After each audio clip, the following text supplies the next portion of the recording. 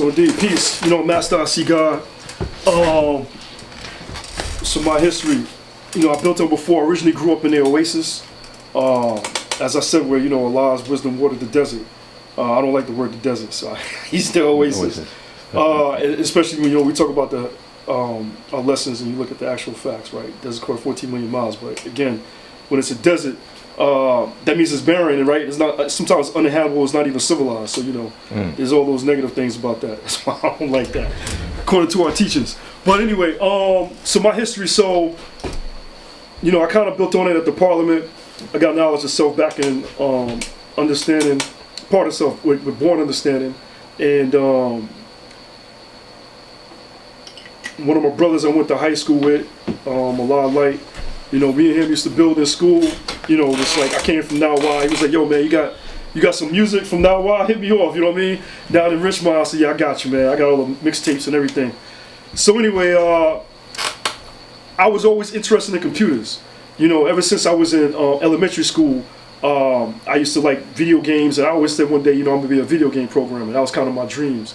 And I got into high school, and my old earth, man, she took me to see a movie called Sneakers, which is a dope movie. Sneakers got Robert Redford, Sidney Poitier, James Earl Jones, Dan Aykroyd from Ghostbusters. There's a lot of big names. Ben Kingsley, who won the Academy Award for Gandhi, he's in the joint. And Sneakers is about a crew, they call themselves penetration testers, which is basically like hackers. It's a dope movie. And when I saw it, I was like, yo, that's kind of what I want to do. I want to be like them, you know what I mean? Like them dudes who know how to hack and all that stuff, right? Breaking the computers. So I built with my parents about it, and my old dad said, yo, I ain't got the money to help you go to college. Sound like you need a degree for this, you know what I mean? Yeah, so he said, you know, you ever think about going into the military? Because I know the military give you extra money and financial assistance to go to college. So I talked to one of the recruiters at the school, and he's like, yeah, I can put you in a program, and you know, we'll give you money to go to college, and we give you training on doing computers. So I mean, that's kind of what let me go in that direction, you know what I mean? Because I had a determined idea, and I had a goal where I wanted to go. So I went in the military, and then came back, like I said, after boot camp, and got back with my brother, a lot of light. You know, when I left him, I mean, me and him had knowledge of stuff. He was in the dead world, you know, as far as not knowing the mathematics. But when I came back, he had the mathematics, and he, you know, he put me on to how he got them from the other god named Salah. So he took me to meet him. I went to him, you know, build with the brother, and that's how I got the mathematics and started me off on that journey, getting the lessons. And then from there, you know, I just started meeting other gods in Richmond. I traveled down to Norfolk, Virginia. I went to school at ODU. And funny enough, the first 2 years I stayed on campus, but the second 2 years I moved off campus, and I ended up getting roommates with two brothers from Norfolk State. And one of them, he was God, so, you know, he had lessons. And we used to build, and of course I used to give it to Cypher in the Parliament down there. So I used to build with a lot of guys in Norfolk. But I went ahead and I finished my 4 years, got a degree in, I had a Bachelor of Science in Business Administration, doing, you know, major was IT, right? Information technology, minor economics. My goal also when going to college was, my old dad was always self-employed. You know, he always worked as an electrician. I mean, he'd go around fixing all types of things, refrigerators, air conditioners, microwaves. He was always studying. My old dad was always studious. He always had books, schematics on things. And he always told me, you know, the main thing you want to do in life is, you know, have a trade, right? Have a trade, get skills that people will always need. So I always saw my dad working for self. I never really had that idea and that mindset that I need to go work for somebody else. You know what I mean? I need like, how do I get those skills that I can go work for myself? Just like my old dad. You know what I mean? Following that example and what he told me to do. You know what I mean? Almost going back, you know, what Allah said, get a trade, get a skill, go to school. So when I went to college again, I went in there and I was like, yo, my idea is to go in, learn how to start a business, run a business, operate a business, especially back in 1999, 2000, that was the whole .com boom. So as I was looking at that, I was like, you know, e-commerce was the big thing. So I was like, okay, how do I learn about e-commerce, which is basically taking the IT, merging it with the economics, and then learning how to start businesses online, using those economic skills with the IT. So that's what that was about, e-commerce. So, you know what I mean? So they didn't have words for it back then. That was still in development, but I already saw the future as far as like e-commerce and online businesses.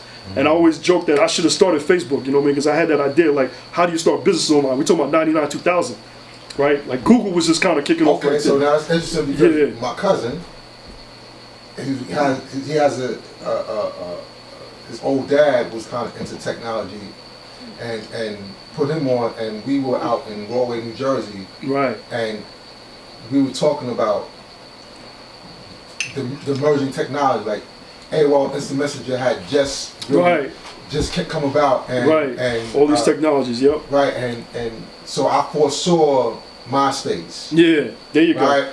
Then I foresaw from that, like, you know, okay. Well, actually, the interesting thing about it is that MySpace was a lot more advanced than Facebook. It's just that Facebook gave more privacy. Okay. You know what I'm saying? And I think it's crazy how well MySpace allowed more spam. True. Had a lot more spam on it. Yes. And that was part of its undoing. That was the undoing, right? Then Facebook came and offered privacy. Yeah. You know what I'm saying? A certain way, and they wound up dominating the whole market. Right. So, you know. You bring up something important there, because in cybersecurity, they teach about that, right? As a cautionary tale with MySpace. There was a guy, I forgot his name, but he was able to hack into MySpace, and he inserted a bug, a software bug, in the MySpace code to where every time you added him as a friend, he was added to all your other friends. So it became like a computer worm, and that's what overtook MySpace. And they didn't do well in managing and controlling it. So that's where it, again, the user experience, as we've been building on, when your user experience declines and you have a competitor and they improve on the user experience and even slightly so way, they're going to eat into your market share. So that's just business and economics. So that's part of, like you said, how MySpace went down there undoing when that dude, and it was even a T-shirt somebody made. Like somebody's my friend. The dude, whoever who hacked into MySpace, and he put that bug. So every time you added him as a friend, he got added to all your friends, and they became his friend. Somebody made a T-shirt. Tom, I think that was it. Yeah, Tom's my friend. Yeah. So there was a dude who made a T-shirt, made money on that. You know what I mean? Oh, okay. Yeah. See how it's all coming together, right? So there's a lot of studies out there about. You look at Blockbuster, then you look at Redbox, then you look at Netflix. It's always slightly taking an idea and improving on it, making a better experience for the users, and you disrupt the prior company and you take the business. Look at Kodak, and then look at the iPhone. There's all types of examples like this when you got Kodak, an idea, So you said MySpace and how Facebook came in. But I thought that MySpace was a little bit more advanced in terms of you was able to put your own music on there and promote yourself and almost build your own page. True. You can't really do it. I think they have that buggy code. Was the undoing. Yeah. That's what's gonna get you in the end. And my cousin and I, I was for saying like, yo, we could do our own MySpace. There you go. But that's right. He was more advanced than me, and his idea was like, yo, I think that having people on my server like that is filthy. That was his saying, like okay, like y'all have a bunch of other people on y'all like that, like yeah, that's filthy. That's even he's filthy himself. Yeah, God, talking about history, and even like building on my name, right? So master we know from the supreme alphabets, right? And having knowledge and understanding, right? No one has knowledge and understanding of themselves, but you spend a considerable amount of time studying a subject until you become a master, and then you're able to give a great understanding to someone else as a master. Such as you got people who spend a considerable amount of time studying to become a master electrician, but first you got to start from an apprentice to a journeyman and become a master electrician. Same thing with plumbing. You got master plumbers.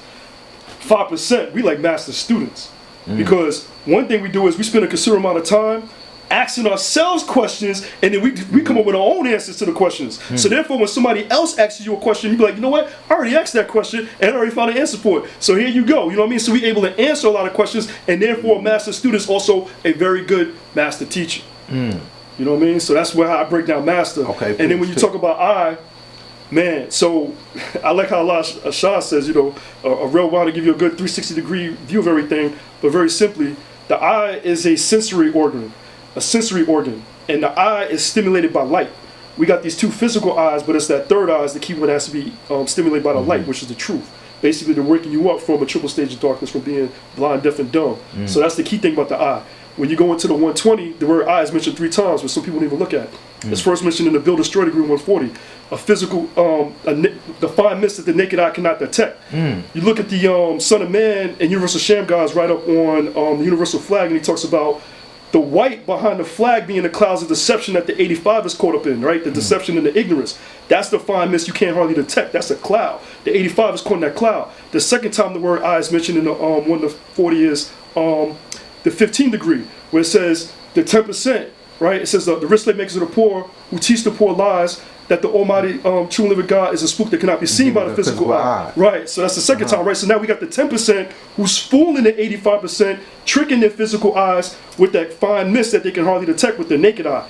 Then the third time it's mentioned is the 37th degree, right? Allah is the God in the earth and in heaven, right? Is just and true, and there's no one righteous in him. But he's not unseen, for he is seen and heard everywhere, for he's the all-eye-seeing, which is the 5%, right? So now we all going to build, and basically we're going to get a well-rounded all-seeing, right? So that's, there you go, the 85, the 10, and the 5%, and that's how I draw up my name as well. And I know we represent the all-eye-seeing as the 5%, and I'm trying to dispel the clouds. So therefore, again, I'm giving you that understanding where you can see and dispel that ignorance, take that ignorance from you, right? Waking you up from that triple stage of darkness. So that's the master eye, and then, of course, the C back to the alphabets, right? Because where you're going to see in the mind. So again, first we got to take the clouds off your two physical eyes and start using that third eye, and then you'll be able to see clearly, right? And then you'll be able to see what? God. Because now you got to see it for yourself, too. So that's how I drew up the name. So I didn't break that down before, but... Oh, peace. No, that's peace, though. Yeah. I kind of like want to go into like you dealing with. So the technology, true indeed. So I went into IT, and as I was going along in the journey, again, like I said, I saw that movie Sneakers, and they were talking about pen testers. Another word they call them nowadays is ethical hackers, red teamers, and that all has to do with cybersecurity too. Protecting the defendant systems, right? So I worked first as a contractor. I worked for AT&T. I worked for a few companies. Was still doing that in the military as a reservist, but I had to do some active duty time too. So I did a lot of that in the military. So one thing I did, again, having my determined idea, was using the military for my purposes. So I went in and said, look, what can y'all do for me? Like, I was like, first of all, I got the money, went to school, got my 4-year degree, used that financial assistance from the military. And then when I got my degree, I went back to them and was like, well, I got an IT degree. I can do all of these things. I got all these skills. How can you, I know there's things in the Navy that I can do with these skills, right? And there's programs and things like that. So that's why I went back to them. And then I was able to, Going back to the skill with your old dad, I got a skill in the trade. What can you do for me? Right. As opposed to what can I do for you? Right, and make it work for me. So I was able to do that, and got more training. Got into more programs, doing more things with the Navy as far as doing cybersecurity. So that helped out too. So as far as technology, yeah. So after I retired, there's a guy I used to work with, and he told me about he got a teaching assignment at ODU, which is my alma mater. So I said, oh, that's interesting. I was like, because I don't. I was like, it's really cool to give back. You know what I mean? Like, I'm not giving a lot of money back to the school through the alumni network, right? That's what some people do. So I was like, well, this is one way I can give back, is doing the teaching, So he put me in touch with this program, and that's how I started getting into teaching cybersecurity. So I started doing that for 3 years, it's a peace thing, because now, again, as you study things more, you have a better understanding, right? And it says, there's always a saying that if you really want to be good at understanding something, learn how to teach it, right? And explain it to some other people. So that helped me get even more better grasp and comprehensive understanding of cybersecurity. So anyway, I've been doing cybersecurity for 20 years. I started at my school doing it. I was fortunate to get a position there. That's good history to talk about, because it talks about perseverance, right? In my my sophomore year in college, they had 5 positions, 5 staff positions they offered to students at the school to work on the school staff as a like a system admin, right? Supporting the school, working in the network operations center, and so I knew if I can get a position there, I get a lot of experience. Instead of just sitting in the classroom and just learning everything in the classroom from a textbook, and some of the information is old. So there was a brother named Colin. He was like, yo, he worked at the place. He had a position, one of those 5 positions. There might have been 10,000 students at that school. But anyway, I hounded him for a year, man. I just kept being persistent. And he finally told me after a year, he was like, look, I'm about to go over to China as an exchange student. I'm gonna go to China for a year. So he's like, I know you've been asking about if they got any positions. He's like, when I leave, I'm gonna tell the manager that you're interested in get one of the staff positions. So he was true to his word, and I got an email from the hiring manager, this guy named Dave, and so Dave was like, yo, Colin told me about me, come in, let me interview for a position. So as I did the interview, Dave said like this to me. He said, look, I'm looking for somebody with skills right here, and your skills is about right here after interviewing you, right? And when he said that, I was like, I probably didn't get the job, right? It just took like the wind out of me. But he said, look, I'm willing to work with you to get you from here to here if you're willing to put the work in. I said, that's all I'm asking for is the opportunity, and I appreciate it. And he gave me that shot, man. I mean, when I started working at the school, I was dealing with a lot of intrusions and break-ins at the school. So that's what also gave me a leg up, because cyber intrusions and people hacking into the schools, attacking the schools, denial of service attacks, taking the network down. People can't use the school network, all types of stuff. You talking about this like 99, 2000. So when I was going on job interviews, a lot of the people was like, you saying things I didn't even heard a college student even talk about. A lot of your classmates or other people from college are coming in and they're talking about other things like, that they know about from the limited knowledge from just, being in the classroom, from the textbook. You got real world experience. Yeah, you got real world experience. So I say all that to say that kind of gave me a good jump off point, you know what I mean? And so, again, perseverance is the key, you know what I'm saying? I went that extra mile. A lot of people, they give up at a certain point. People get in a comfort zone and they get in a little bubble and they say, I'm fine right here. I'm not going to go and try to be aggressive to do any more than I got to do right here. But I was never content. So I was just, going above and beyond. So I say all that to say that, again, that gave me a leg up. And you're talking about, again, like 2000, right? We in 2025. So I got all that. 25 years. 25 years in doing cybersecurity, as we talk about going into history. And I seen a lot and done a lot, man, during that time. You're talking about being in the military and having the opportunity to do real world cyberspace operations, because you got the authority from the U.S. government and orders from the president, right? In the military, they call them a execution order or ex order.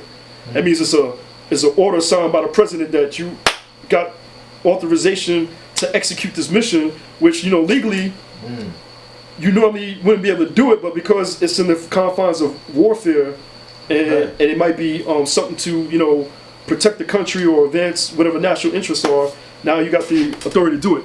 As for example, we're talking about like hacking into computers, you know what I mean? So I got that experience. Like some people don't have that, you know what I mean? Being able to have a legit means to actually hack into other people's systems. So I've been on both sides, receiving and looking at attacks and conducting the attacks. So now when you have all of that knowledge and experience from both sides, you know what I mean? Right. You got a whole nother profound understanding about how things work as far as cyber wise. All right, so I mean, there you go. That's a good history to start from there. So So yeah. As you know, we've been having this discussion on data.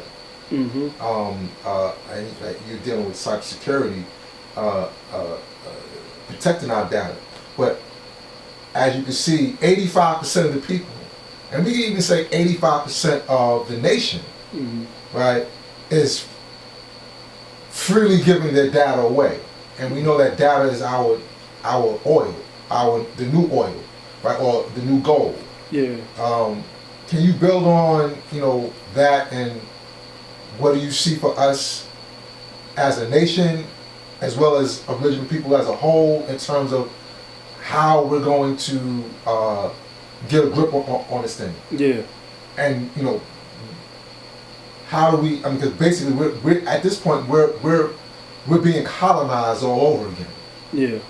Right. This is another form of colonization. Yeah. So you're asking a good question, man. There's a lot of questions wrapped up in it. Yeah. So let's build on that. So let's start off from a business economic standpoint, right?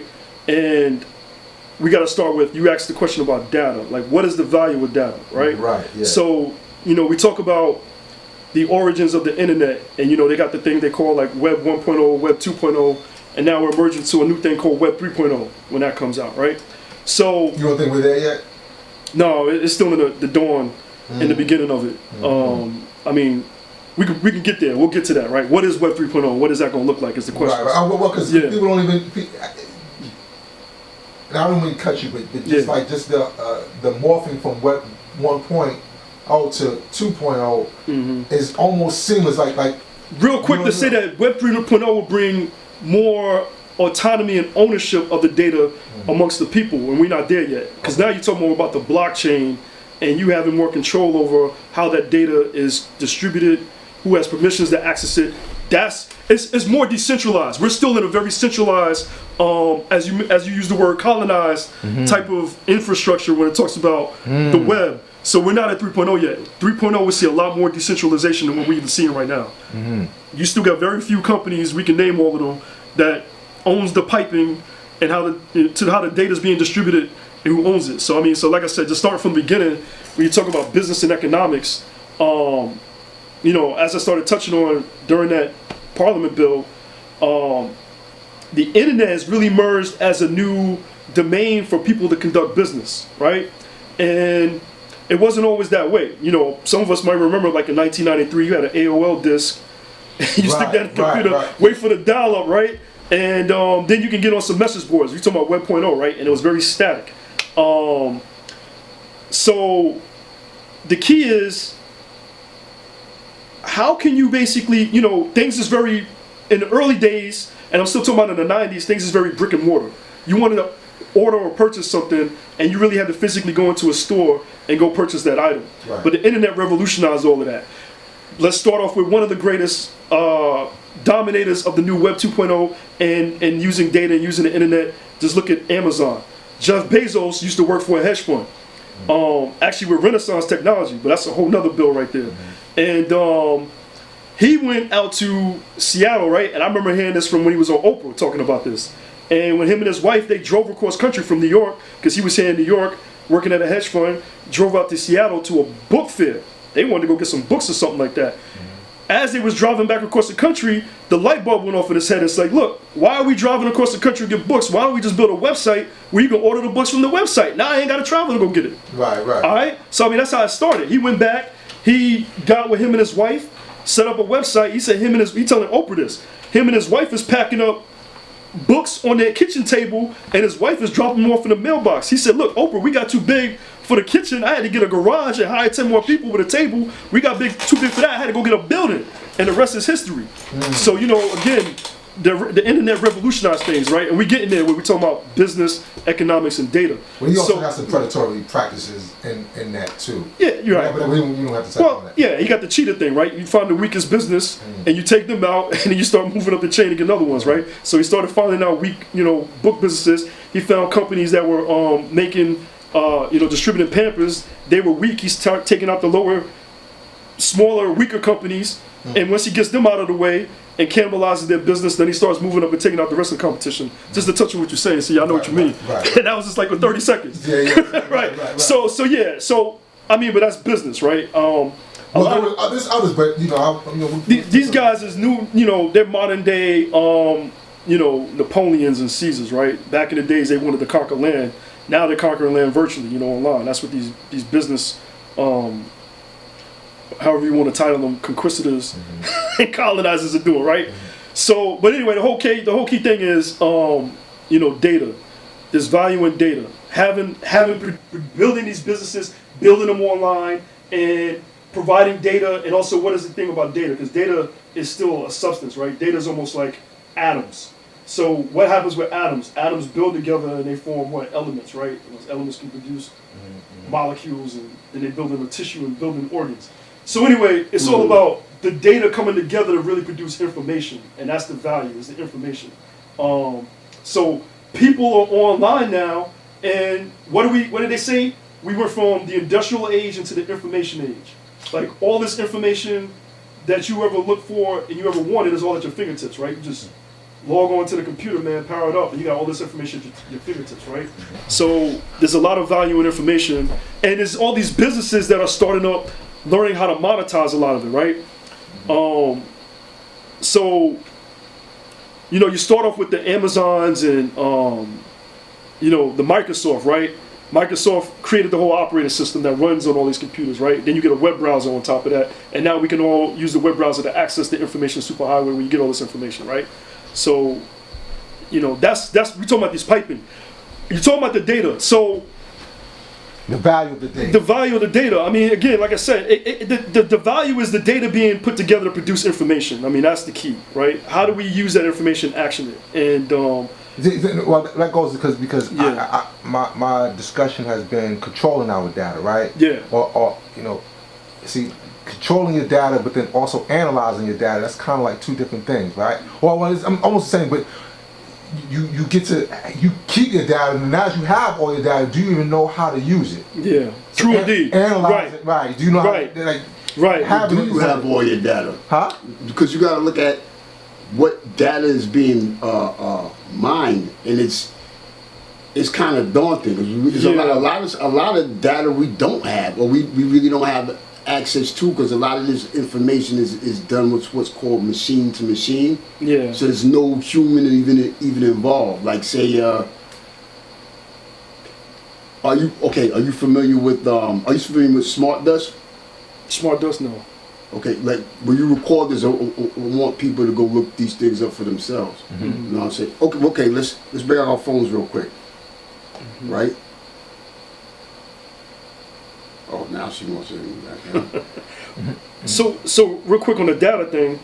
Look it up. Yeah. Look at No. So the key is, like, what type of data are we producing? Now, when you use a web service, and let's just talk about like Facebook, right? There's metadata on there. What is that metadata? Who you are, your age, location you live in. That metadata is useful, and how is Facebook utilizing is the question, right? You know how the saying is, if you're not being paid for using a product, then you are the product, right? And they're using you and your information, right? So they're using the metadata. Now that they know, who you are, a lot infinite, and they know who's in your social circle, they know your age group, and they know your location, they can target ads based on that demographic. Not only that, they're looking at the things you're doing on there, your user behavior, and generating profiles based on that.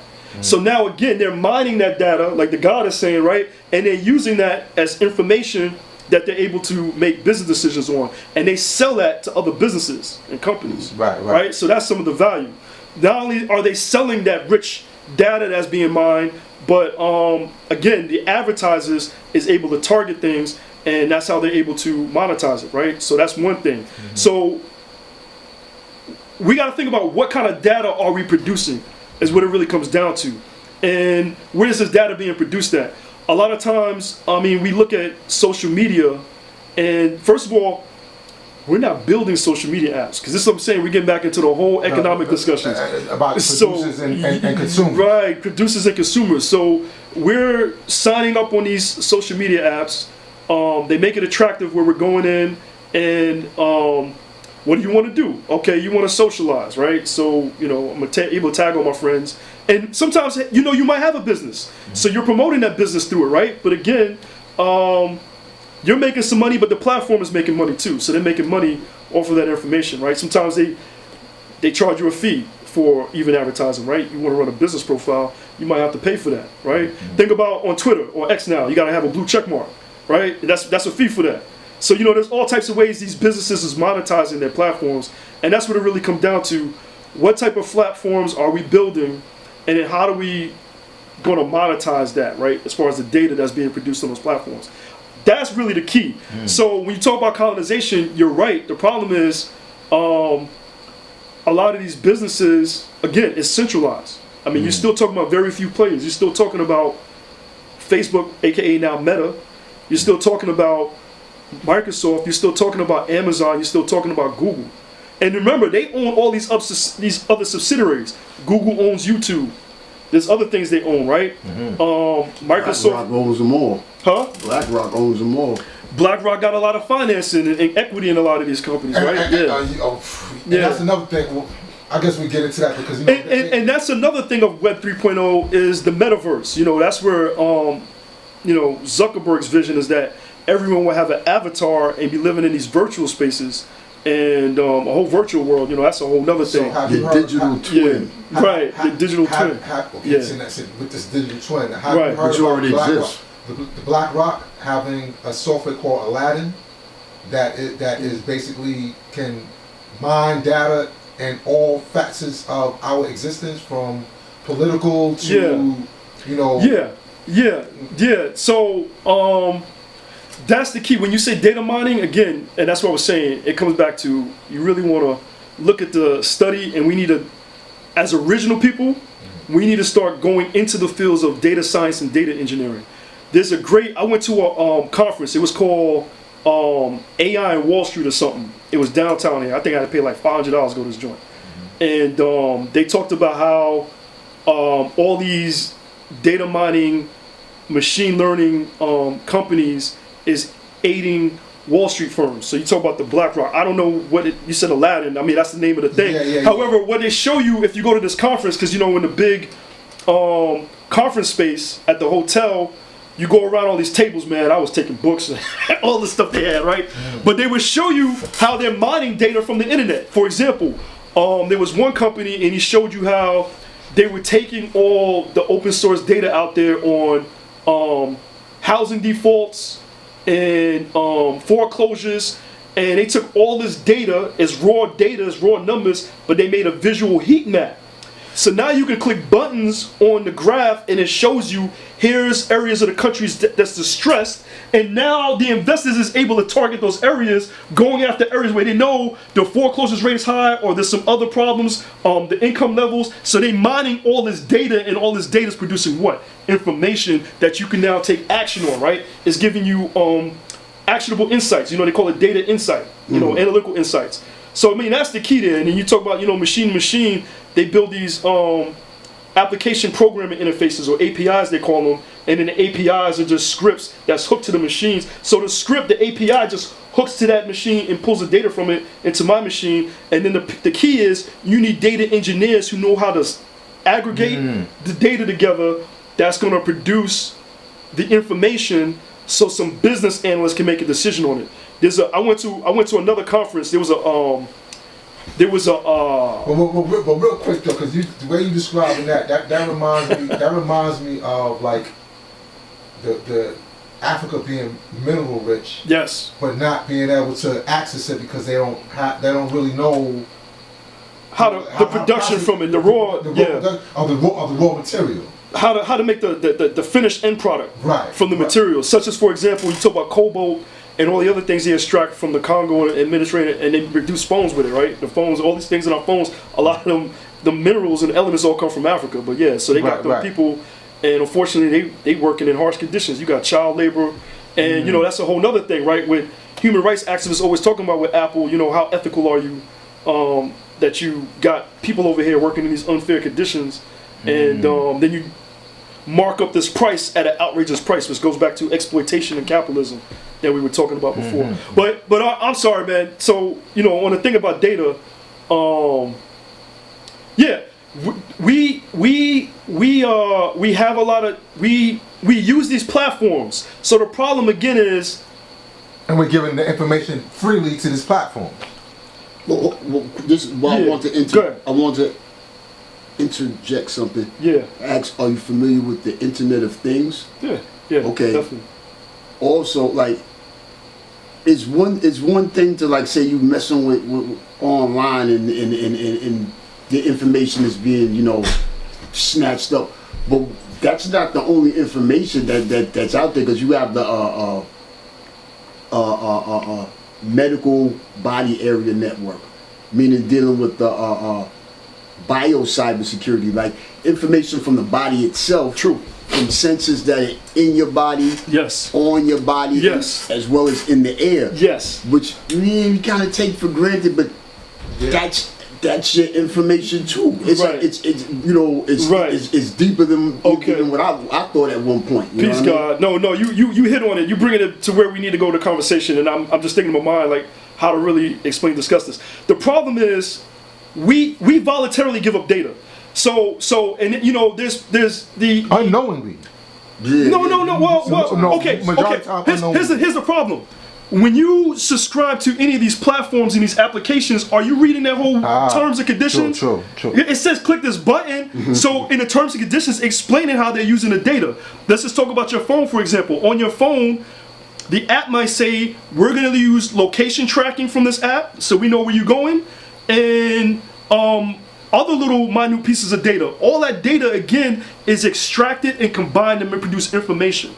And the information they're producing gives them more understanding on you as for your behavior, and especially as a consumer, so they know how to better target you.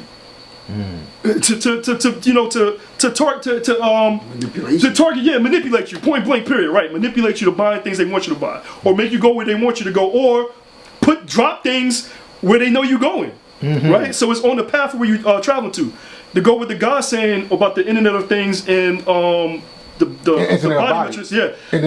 So with the Internet of Things, it's just producing sensors on everything. Everything got a sensor now, right? So we got wearables on our bodies. You got these Fitbits, and even on your phone, the new iPhone got apps on it. Your hat, your sneakers. They all got sensors on it, and all those that you put the needle in your little right. arm. All those sensors is collecting data, and we opt in. We opt in by using those products, and we don't read the terms and conditions to see how they're using it. Now, here's another problem. Here's a big problem. And I touch on this in my classes. The U.S. has the tech companies, the biggest tech companies, right? You go to California and Seattle, that's where they at. Microsoft, Amazon, Google, and all the rest of them, Facebook. And the problem is, in America, these are the wealthiest companies are on the planet. They use that money and that influence to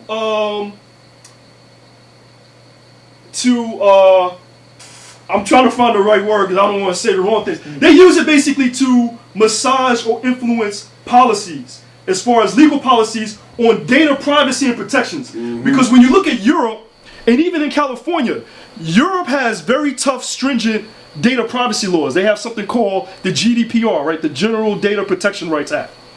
And you know how all of a sudden, when you go to a website and it pops up that banner that says, click here to acknowledge and accept that there's cookies and it's going to be tracking you? Yes. That's because of that European law that they force companies to let people know what information is being tracked on them. Right. If it wasn't for them, we wouldn't even have that. I'm talking about for the Europeans. And now you say it's behind us. But ask yourself the question, why?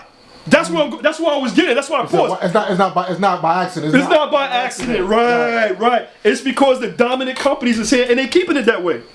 They keeping it to where everything is favorable for them to suck up and vacuum all that data, right? And there's no restrictions on it. So as far as in the U.S. has to figure out and start asking them questions. When do we start fighting for our data privacy and data protections? Because we don't have any. And if you want it, you need to go to Europe or you need to go to California. Because for whatever reason, the people in California, and I shouldn't say for whatever reason, we kind of know because they know the dangers. So the people in California make sure. Silicon Valley. Right. I forgot what the name of it, but if you look it up and Google it, there's a California law for all California citizens that's very stringent on data use. You have to make all citizens know what data is being tracked and collected on them. But for the rest of the country, we don't have that right. So anyway, that's one issue right there, is that we opt in and we don't have a lot of protections. And not only that, it's a bigger problem than that. There's data brokers out here, and there's all these articles that discuss about, and even the U.S. government is looking at this and understands the problem that the data brokers have loopholes on how they're collecting data and mining it, and they're sharing it and selling it to people in China and Russia on U.S. persons. Which is like a risk to national security. So the government is trying to even just close that. Like the data brokers is like, for example, your stuff on Facebook, and then your driver's license pictures, right? Man, God, we can go all over the place. Because here's another quick thing. Talking about IoT and sensors. You know, in your car, most cars from after 2021, they got sensors on it. The car, Toyota, Honda, whoever it is collecting information, and they share that with the insurance companies. Oh, sure. Yeah. And the insurance companies will use that to determine your insurance rate, to see how fast you're traveling or how many repairs you had on it and all these things like that. So there's sensors all over the place, going back to the God's point about Internet things, and these sensors is collecting data, and all that data is being combined and aggregated to produce information that's giving these businesses data analytics and business insight, which they use to monitor. They know you and understand you. They know you better than you know, especially as a shopper and consumer. All the information. So I mean, it's really difficult. So when you build like this whole thing like a social credit, that becomes like a problematic thing because now you have a social credit. You know, you might have stolen something. They're not doing that in the U.S. China's doing that, right? They're China's currently doing that. it. Yeah, China. Yeah. But no, they're public with it. They're public. Yes, China's publicly right. saying that we have one, but it's not. It's hush. But it's not for long. When you hear your man, two key things. When he said, you know, Trump guy says, yeah, you know, we've been in there. He said, look, yeah, you vote this time. Get out there and vote, Christians. It's just one last time. In fact, you're not even gonna have to do it next time. Get out and vote just this time. You won't have to do it anymore. 4 more years, you know what? It'll be fixed, it'll be fine. Are y'all paying attention? Yeah. Listen, you're not gonna have to do it the next time. Are y'all paying? You know how motherfuckers slick at just say little things? Now we might be on to certain information, so we'll catch that. But it's like, Yeah. everybody just now that would have to be doing with and the next thing he said, I'll go back to it, but the other thing he said was about, listen, we need we're gonna have biometric ID, track and trace. We will finally complete the biometric entry-exit visa tracking system, which we need desperately. In my administration, we will ensure that this system is in place. And I will tell you, it will be on land, it will be on sea, it will be in air. We will have a proper tracking system. Okay. And the way he says it, these I see what you're saying. these Orwellian things, The biometrics. the people who champion him, you know, that's totally not what they're about. But the way he does it is like, yo, he's slick. You know, he's from New York. Like, yeah. And he just say it like Jay-Z. You remember how niggas would say some shit like, you know, I'm Mr. Fly, nigga. I fuck your bitch and I'll make you say ho at the show after I do it. Like, they'll make you root for me. Yeah. Some real mental whip wop New York style shit. That's what he's doing. Because he's not for the people, but he's telling you clear as day what's about to go down. So all that information, it's starting to aggregate is a good word when things start to That's come what they together. call it in data science. Yes, It's collecting all of the data. Now, I was about to build on something that summarizes this perfectly. When I went to that data, it was I'm trying to remember what they call it. It was like data management and government or something. It was a conference they had in DC with all these government agencies. They had the chief data officer from the Advanced Research Project Research Agency, ARPA, who created ARPANET, which turned into the internet. DARPA. So yeah, so the CDO, the chief data officer there, he said, everyone has a big data problem, right?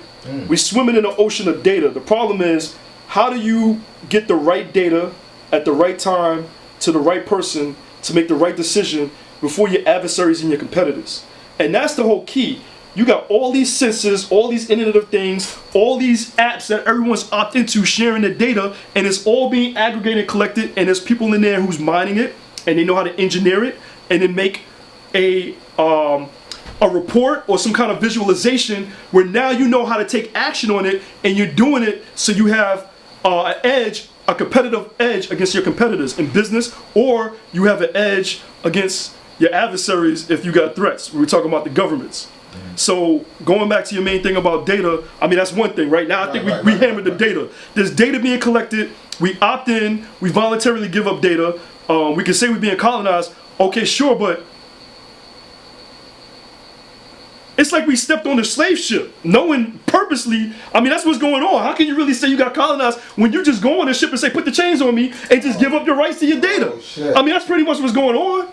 Yeah. It'd be a different thing if now let's go back to our lessons, right? We talk about intorientation, right? I trained them in intorientation. Some people say there's not a word. Oh, it's a word. It's a word. When you go back to the dictionary in 1930, you will find that word. It's just it's been kind of they stopped using it, but we don't understand. You're making a deal in a language that you don't understand. We don't understand the technology. They created Peace, God. An artificial platform. Peace, God. And we kind of just, what's this? You helped me out. Yeah, you build on it right. Yeah, exactly. So right, we don't realizing, we don't understand, and we getting on the ship.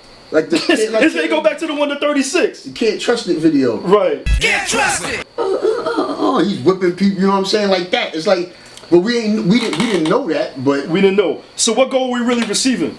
Are we receiving any kind of goal for the data that we giving up? No. Okay. At all. No. At Going all. back to the lesson. Right. Did they right. receive more gold? No. Trader disappeared and there was no one left that could speak his language, right? They taking our data and they like, okay, thank you. now And what you getting for it in return? nothing. Absolutely.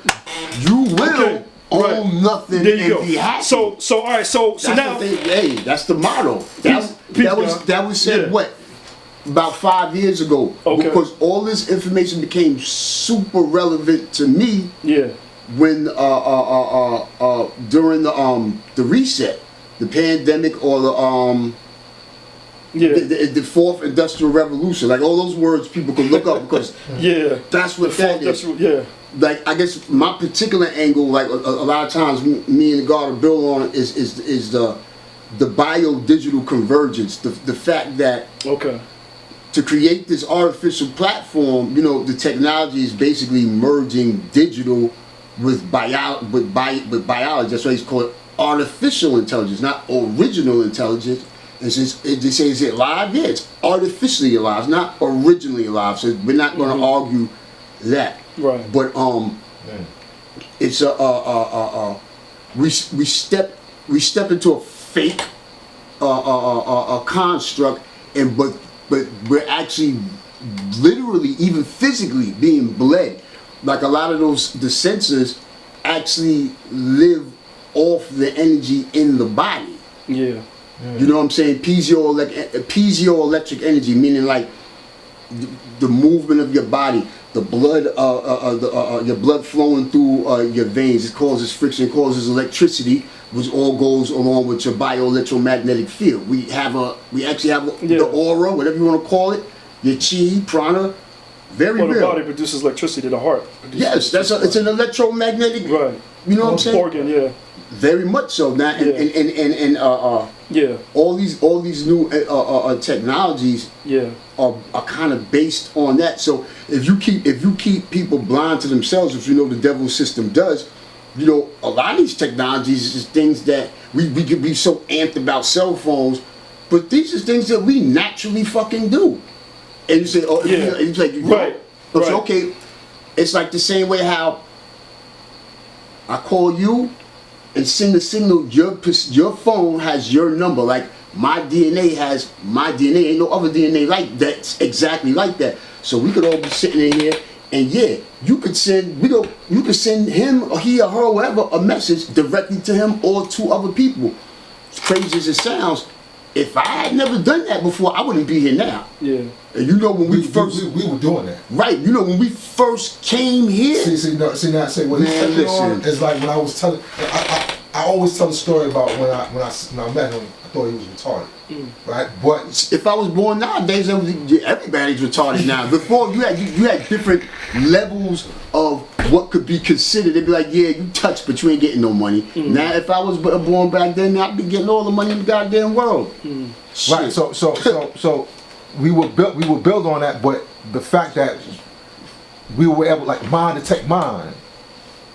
Yo, you was thinking that? I didn't have to say that to you. Oh, I see what you're saying. You know, I didn't have to say that to you. Or as a matter of fact, you was on the other side, and I picked up your signal. Yeah. Now, we was doing that, You in tune, man. and in tune with each other. And there was other brothers that was in tune that was picking up.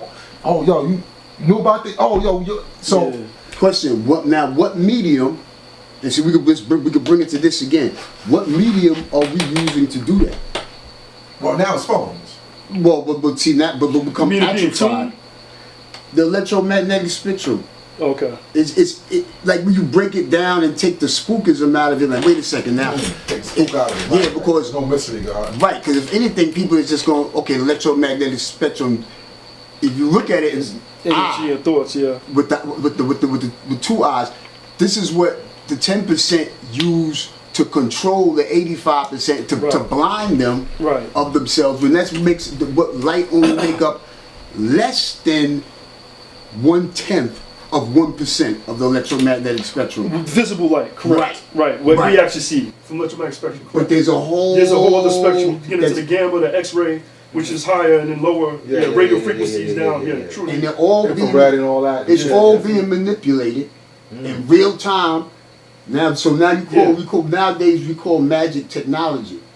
And when you look at it like that, then you'll find out why these families are in tune, because they stayed in tune with hidden knowledge. You know what I'm saying? Like what's the perfect way I could say it? Like there's a paper, DARPA's involved, where they talk about United States having remember this phrase, dominance, complete dominance of the electromagnetic spectrum. Oh yeah. Right? Yeah. Nowadays the way war's fought is called net-centric warfare.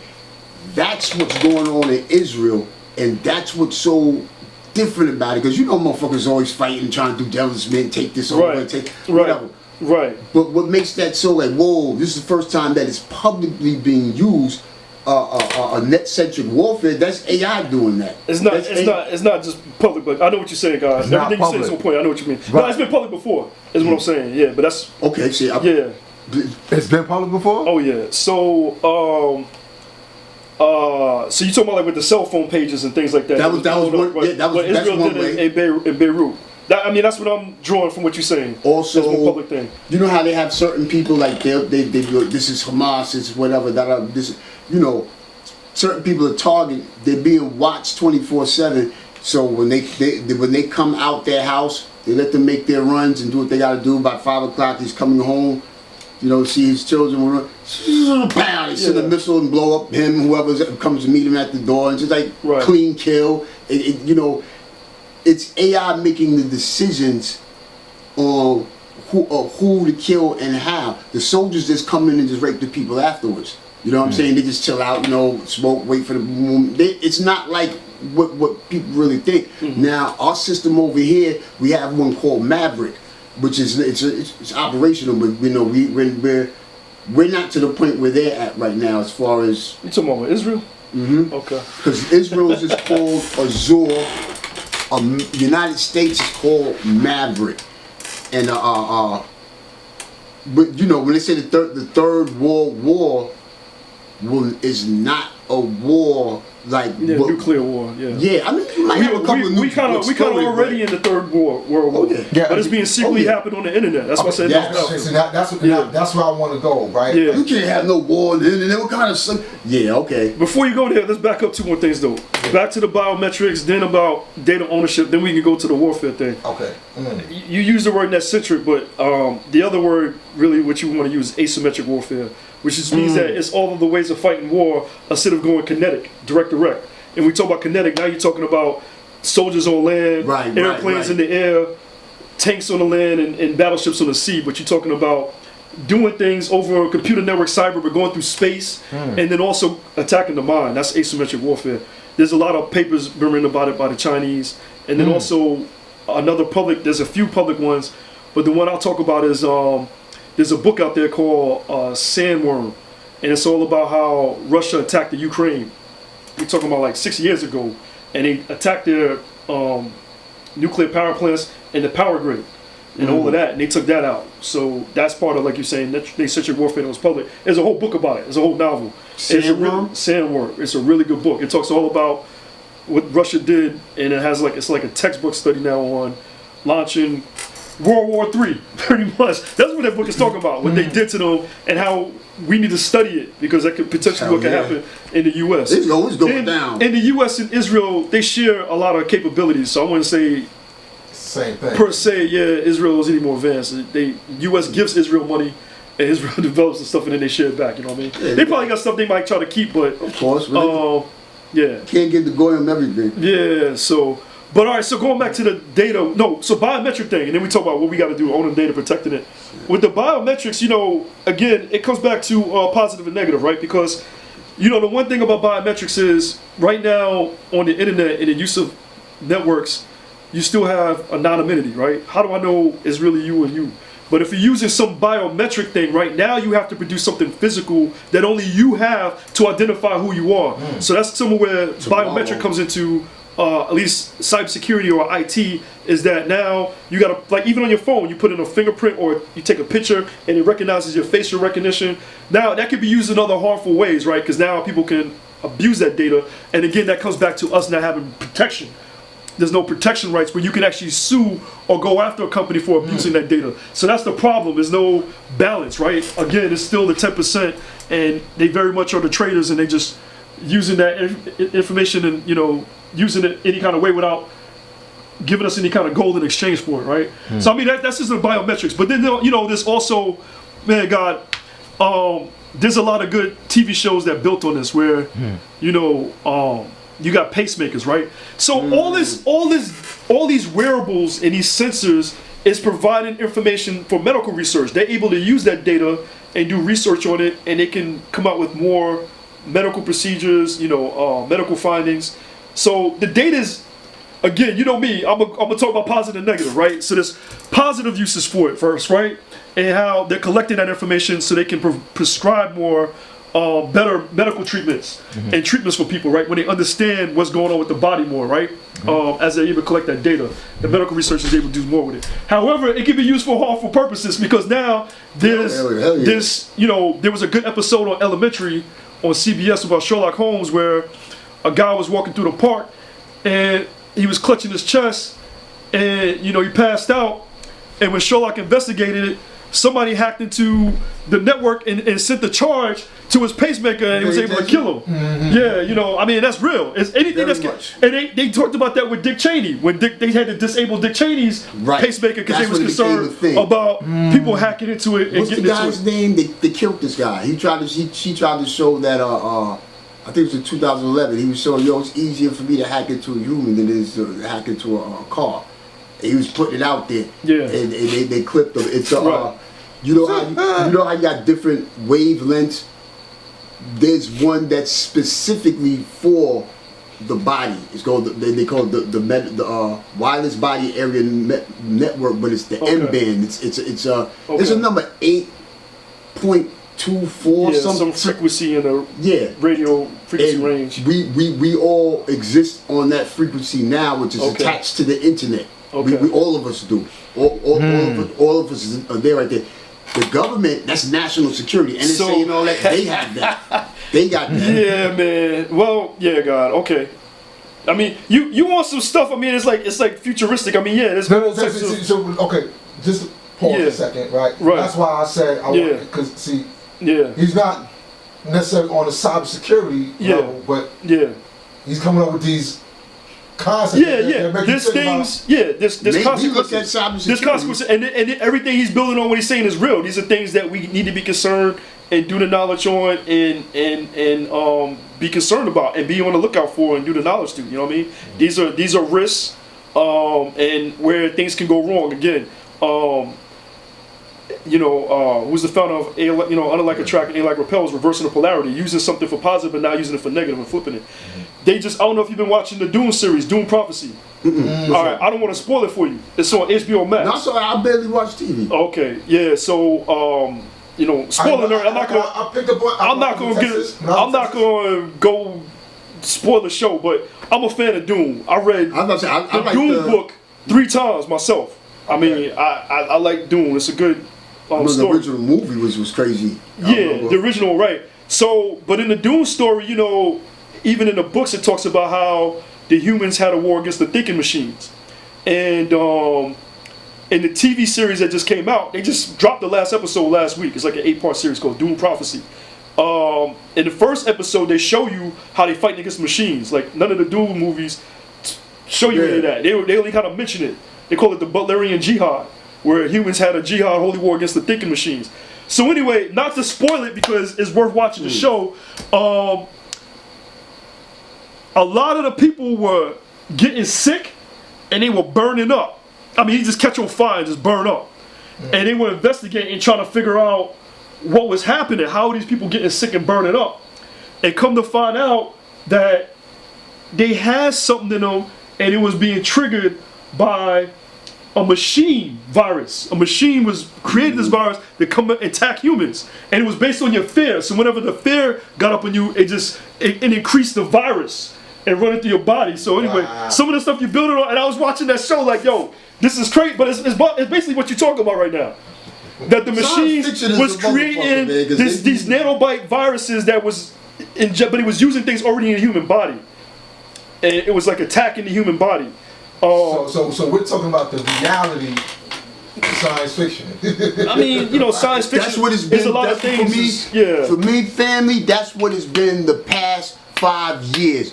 You know, because Yeah. just how you mentioned, like, you know, the shit when we was children, stuff that we'd be like, oh, that's dope, I like that. You know, I was out of that phase when we linked, but you knew, oh yeah, he's into some science fiction shit. Yeah. Now I'm on my They street taking science and they just being imaginative with it, but also thinking about possibilities, right? So I mean, Yeah, because these people, what I realized, Hundreds a lot of of years times from now. they would train with these type of thoughts. They see Right. these things as a child. The difference and the distance is they weren't coming up in the 70s and 80s where they were taking all the resources out the schools where children couldn't experiment and play with the 2 pieces of steel for themselves. Right. They took that from us. Right. I lived that, and I was told that before I even got to the upper grades. You ain't gonna have that no more. You ain't gonna Right. have what your older brothers had.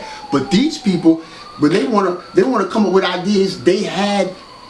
They could go into grandpa's shed. They go for these trips and they build with their cousins when they got land and they could fuck around and do all types of things. So when they had these ideas in their head, it wasn't nobody telling them, you ugly black motherfucker like your father, you ain't never gonna be nothing. You talk about computers.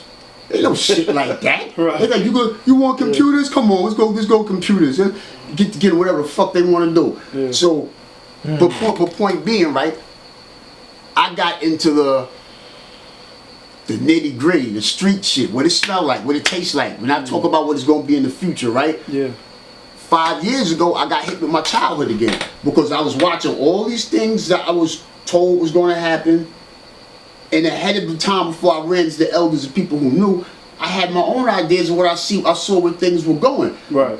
Cybernetic cyborgs and all that type of shit, robo technology, all that type of shit, Yeah. growing machines and shit like that. You know, these are ideas mostly I came with from Japanese animation before it was cool. Yeah. Before people was into that over here. Yeah. Wasn't no emo thing. You know, nobody knew about that. Just very few people. Robotech and Voltron and shit. Yeah. At any rate. I started realizing, oh shit, this is fucking, this reality. And it was easy for me to catch certain things because I paid attention when I was young. I was like, it was just a matter of dealing with cognitive dissonance where I was like, yo, is this real for real? Yeah. Are they doing this? And is this, you know, and you know. It all starts with an idea, right? I mean, you could take, like I said, take the science and, you know, as it says with Yakub, man, you had a determined idea. And then that's all it started from. Just Starting with an idea. Yeah. So my idea is into the biometric stuff. Yeah. my idea is to control our data. Right. Right, but is that we know that's not enough? Like you got to actually you control it and then analyze it and be able to now produce for ourselves. Right. So the problem is how is autonomy to be able to be we're producing the data and the content, but we don't own the platforms and the way it's being distributed. We got to go back and own that infrastructure. I mean, again, because we don't have good digital data privacy rights to say you really control and own that data. That's the problem, right? So the big tech companies is exploiting that. They're exploiting people, and again, they have the money to exert that influence, you know, to politicians to keep it that way, where everything is works favorable for them, right? So they can keep centralized control. So I mean, that's one problem. So now you talk about Web 3.0 again. The blockchain is a way that will decentralize that ownership of data and put the ownership back into individuals' hands, right? And the tech companies are still looking at ways to get out early on that too, right? So they can control some of the blockchain and that distribution, but that's where, you know, if you build your own blockchain, and then, you know, you'll be able to manage and control your own data at that point. So I mean, that's one So solution. what does that mean for? Let's start just with the 5%. Yeah. What does that? 5% needs to develop a blockchain, or we need to start joining some of these blockchain projects. You know, two of them is like Cardano or Polkadot. Not the name of them, but we need to look at the projects out there that's working on solutions to decentralize distribution and ownership of data. using the blockchain. So there's a lot of blockchain. No, but you're talking. But now you're even going even further. That's you talking about the 5% of the 5%. That's even thinking on that level to do that. True indeed. Again, that's what I'm saying. We need data engineers, data scientists. That's what we need to start gearing our young to start looking at that, right? And start planning 5 and 10 years from now. So plant that seeds in a 13 or 14-year-old. So I put that question 10 years ago, they'll be coming up and they'll be already on it. I put that question out. Who amongst us are data engineers and data scientists? That's a good question. We need to do a data call to the nation. Yeah. The same thing like Dumar used to go around and build that registry. What kind of skills and talents we got? Who's who? Yeah, who's who? Yeah, that works in that kind of field and knows that. So I mean, that's one thing. Again, like I said, that we talked about it. We went from 1.0 static web pages, that AOL day and age. You just go in, it's just a static page. 2.0 GUI, the social media, right? Facebook, more interaction with people, right? On these web mediums, and now 3.0 where it's really decentralized and everything. The data's all distributed. So now with the blockchain, when you have a piece of data and you allot it to a blockchain, you can control how that data is being shared. For example, you could say, I see somebody, the chain is transparent, right? It's like a digital ledger, right? So everyone has a digital ID, and you can see what digital ID is accessing and doing what on the chain. And you can now grant and deny access to certain digital IDs on the chain. Like an admin would do that. Right? Like an admin. Also, there's the cases where we talk about like the application with the non-fungible tokens, the NFT. Remember the 8 Yacht Club, right? When you distribute this piece of media, like an image or something like that, as many times as it's shared or many times it's sold, the original owner is going to get a percentage because it's all in that blockchain. So, for example, I create this image, I sell it to you, you sell it to C.I God, right? When he pays you, I get a percentage of that. automatically. It comes through the blockchain. You see what I'm saying? So now I have more data ownership, and it ain't Facebook and Google getting the cut out of it. That's coming back to me. But again, that's one solution. A blockchain, the science of blockchain. The science of blockchains, right? That data science. Okay. So, it's funny that I've been hearing. There's a lot of projects out there, so it's about understanding the right project, because there's all types of blockchain projects out there, and which is the right one. That's the thing. For example, who started this project and what was the purpose for it? Again, it all comes back to why, right? All the lessons always say, tell us why. Well, Tell us why. They say, what's the guy? I don't want to. Satoshi. Yeah, 6ix9ine. Satoshi, I know you're talking about, right? Who wrote the white paper for Bitcoin? Yeah, right. Yeah. Like Satoshi Nakamoto or something. Yeah, Satoshi. I think because I'm leery of blockchain, but it doesn't matter. We have to figure all that out. I mean, to me, blockchain will give you control and ownership. Really? Talk about the maker, the owner, yes. Because to be like blockchain sound like some type of jailhouse rap type of shit. It sound like it's going, you know what I mean? Like sound like slavery to me. Cell block, like blockchain, cryptocurrency. Where I gotta be dead to be on the blockchain, and then it kind of goes into that lawfare shit you be speaking. I'm like, nah, man, it smells the same way, bro. It's something. And it's got an extra little way of saying the lawfare or warfare, like. Well, I call it. I say lawfare. When you go through the signs, like stuff that they was trying to tell us back in the day, like the Moors and all that. But I see what you're saying, guy. But very simply, the blockchain is just about each block is just a ledger. It's an account ledger. Where did this come from? Like who started this transaction, and then where did it go from there? And it just gets chained together. As I produce something and I share it with him, I have the original block. When you talk about Bitcoin, the original block starts with Satoshi. He has blockchain 1. That has a lot of value, right? So as each new person comes online in the network, it creates a new block to the chain. That's all it is. It's like a train caboose. Think about it that way instead. Okay. It's like train cabooses all being linked, right? And each new train caboose is adding more value to the whole train, right? As they come on. And then, like I said, it's transparent because you can see all the cabooses and you know who's putting what on the chain. So I mean that's kind of how it works. So long as you create it and you own it, you set up that rail that the train is traveling on. I mean that's you can control it. Because like again, you can block people from getting on the chain. You can go in and say, I don't permit him access to this, right? Deny him and take away their rights, and now they can't use it. You know, I really got to get into it because Yeah. I know that somewhere down the line, you know, yeah. that's it. So blockchain is like a train caboose, basically. Each block is a ledger and an accountant of who's coming on the network and you know what type of transactions going on. They buying and selling. They add it on or they taking away. You know. So yeah, guys, like I said, that's Web 3.0, man. Decentralization, you know, owning it. I mean, even for websites is right now is being distributed over the blockchain. So unless you have access and permitted to get on that blockchain, you can't even get to certain websites. That's what stuff's going on the dark web. You know, like illicit, underground, you know what I'm saying, traffic and all that type of stuff. They use the blockchain and they can permit and deny people to get access to it. I've heard that. Yeah. And I mean, it's websites. Like I said, you can't get to that website unless you have the right blockchain code to get access to the website. I had all those underground circles with the trafficking and all that. I had it, the blockchain, the wireless body area network, the dark web. It all ties in. Like they all tie in. Like they say that your boys' videos are being sold on the dark web right now. You know what I'm saying? Oh, did he? Yeah, a lot of those. They say, oh, what happened to the little migrant children? Like they're being sold on the blockchain and shit. Like yeah. There's a lot of illicit stuff going on. So yeah, God, that's one technology that we need to be mastering and doing the knowledge on, and preparing and thinking about 5 years from now. You know what I mean?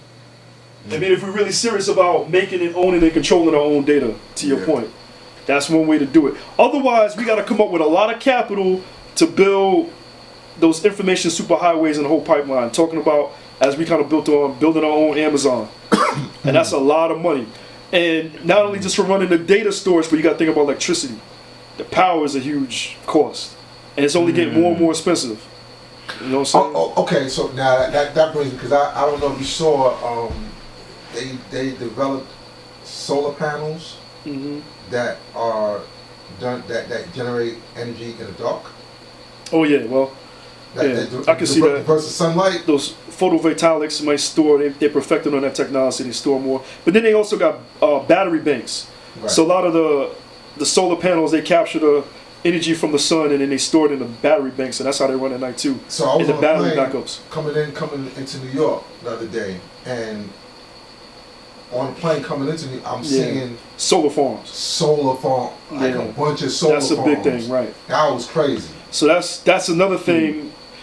So going back to economics again, in economics, you want to think about the vertical and the supply chain. Right now, original people, we still 100% consumers. We don't distribute a lot of things, and we don't produce a lot of things, hardly anything. And the people who control the economy and have the economic power are the producers.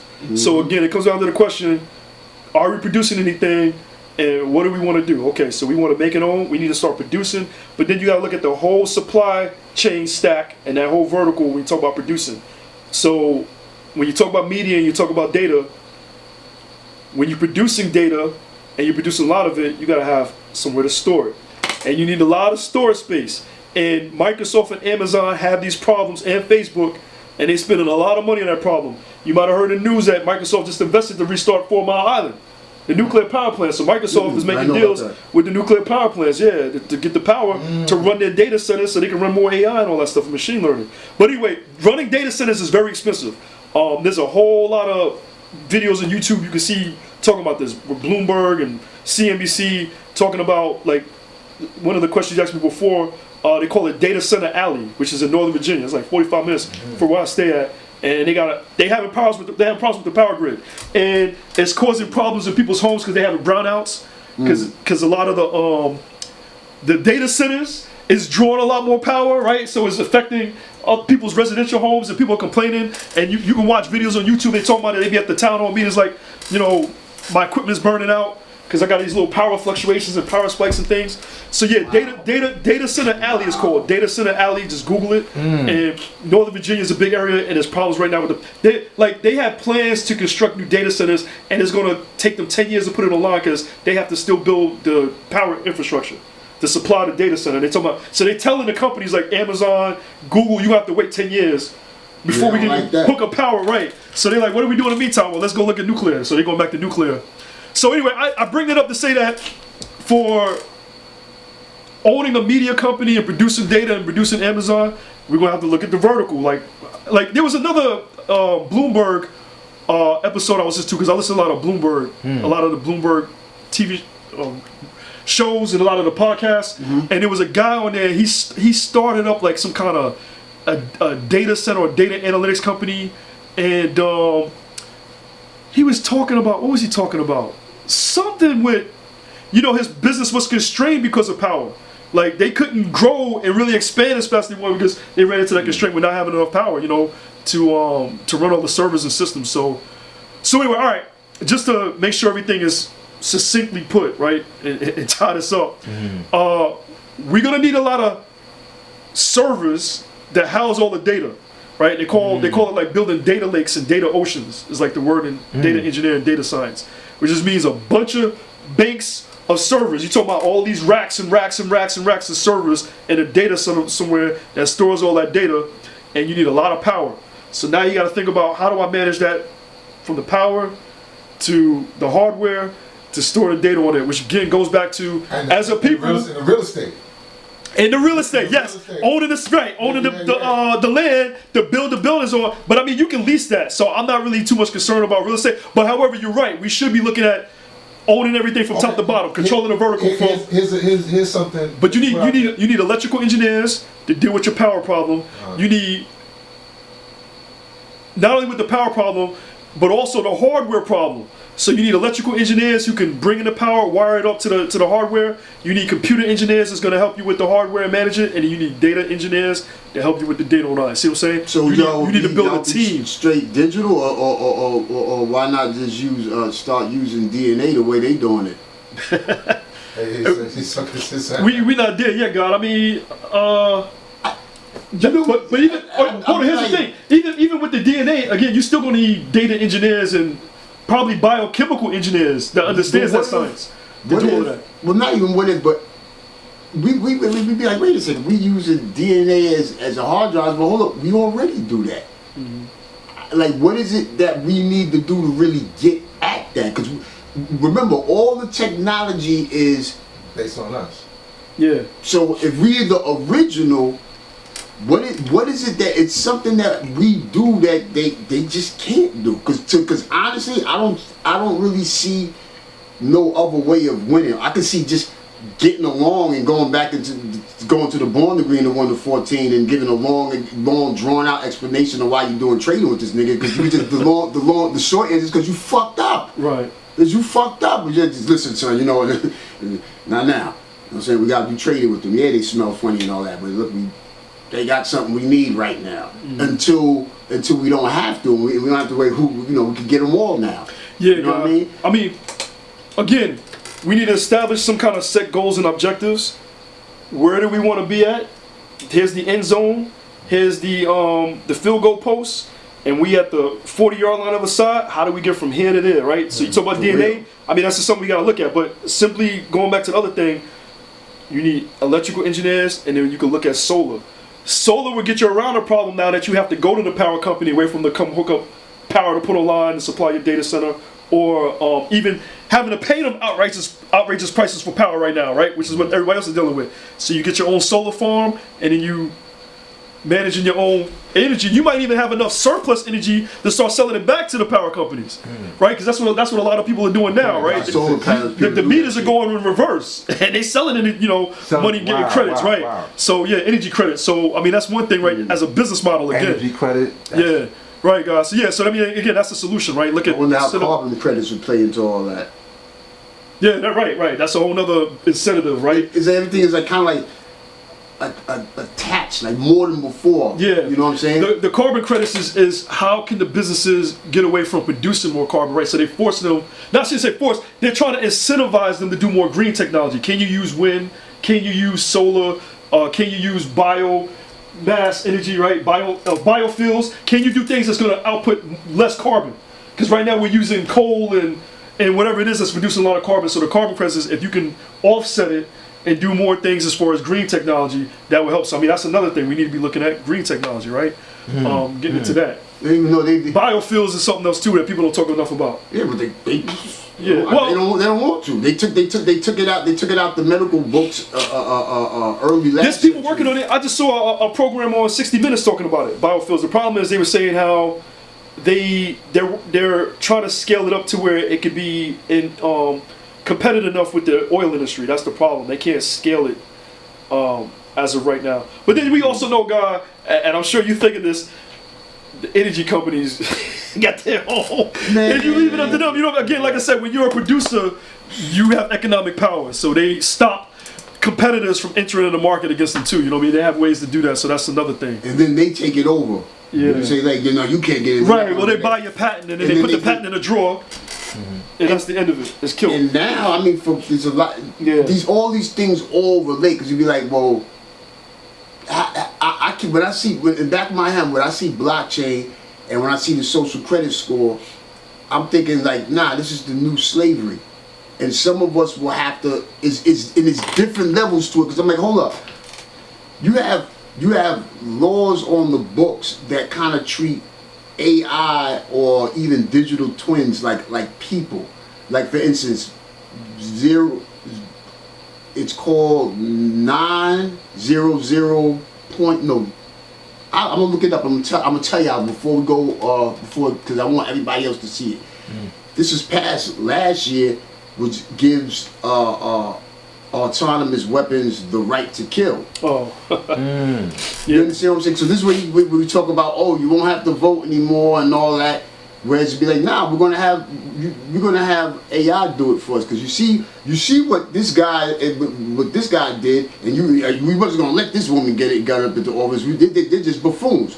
And then you see this guy, he's another extreme, but he does seem if you believe in that, that's the one you would vote for because these people are totally asinine. Somewhere along the line, they say he fucks up in some kind of way. They listen, guys, no more, man. We're gonna let AI do it, and you know we just overwatch it. You know everything just ties in, and people autonomous systems. Yeah. Yes, and people it already has the right to kill. The little dogs in San Francisco, they got the little robotic dogs. Well, they deployed them down in Mar-a-Lago too.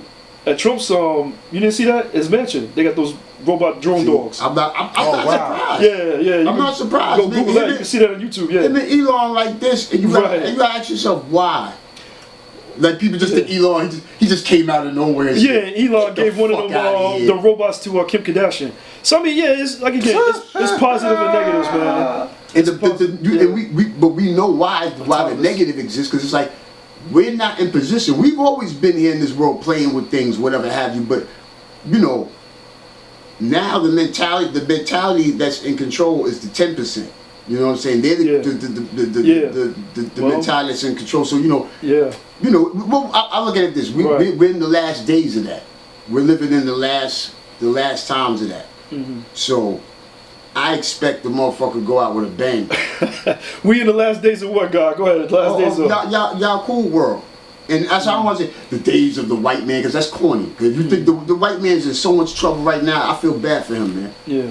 And for the most part, they the only motherfuckers telling the truth. So the niggas ain't saying shit. Just so I understand. They talk about who created hip hop. You gotta get the fuck out. We in the last days of Yakub's world. I mean, you know, okay, the lessons say one thing, right? The devil's expression. But I still see that as a thing that happens itself first, right? First, you got to take the devil of your own plane of existence. You know, start with the mind, right? I agree to 100%. Right. So I mean, that's where it first. However, the way things is going, God, I mean, they're just tightening their grip, man. It's like Python. The bear hug grip, right? Life the shit with Master King the Jesus said, right? And the Wu-Tang with the grips of a python, you know, in the Winter Wars joint, they just tightened their grip on the 85% because of this technology. We gassed up, bro. On this technology though. Yeah, I mean, and so I don't see their rule ending anytime soon until we get off of their. We got some generations ago. Get off their land, basically. You know, virtual internet land. Yeah, we got to get off of it. I mean, they not gonna. I mean, you gotta get over consuming, basically. we gotta don't produce. We gotta and what right. We, We don't what produce we consume, right. what we Right. consume is mostly garbage. Right. We gotta get back into owning and controlling the pipelines and the Oh, highway. right, that's why I say it'll take We ain't a even seen small amount ourselves. of like first you got to build the ciphers that are you know, able to do that. So to add on to that idea, and I told you, you know, I already thought about this because we gotta be solutionaries. We need to start STEM programs that focuses on programming in all those different fields and start it up in ciphers all around the country. You know, we create one pilot one here, test run it, perfect it, and then duplicate it all around the country. We got this program. Here's how it's set up and how it runs. Now you can run it here and there, right? And like I told you, you know, you start the children off on making video games, right? There's a thing online that teaches you how to make a video game. That's like Super Mario Brothers, but you're learning how to program while you're making a game. So you know it's gamified. Like the children are gonna have fun and they learn it without even know they're learning because all they want to do is play the game, right? So it's teaching you how to code. So that's starting you with learning these skills we're gonna need for the programmers, and then we gotta build into that STEM program some of the electromagnetic things like the guys building on, right? Like basically anything. Right. I was just thinking, you know how you could get AI to write a program. Yeah, Whatever? Okay. right. Have you ever seen something called Coco Melon? Oh yeah, that's Yeah, the cartoon show, yeah. Yeah, I seen that guy, and I realized that my grandchildren are on crack. Yeah, Because right. I'm watching it, Right. and I started catching shit. Yeah. Listen, my daughter's aunt said that was like, you know, like, we gotta get her some cocoa melon. Like, Yeah. no, Fucking no, like straight no. up. No, what's wrong with cocoa melon? No, What's going? What's wrong? Like, They talk. They're not as quick to speak because of shit. And I'm sitting there watching it, Yeah. and I caught it. What part of it is just wild bright. It's wild bright. Like they smiling. Everybody's smiling. Nobody, even the wolf is smiling. He's dancing and shit. I said, yo, this shit is ill. But what I saw, the shit that I was catching, they got the cut. You know, I was saying like, nah, God, you know, like when we do an interview, that's different. But for the video cut, you gotta cut.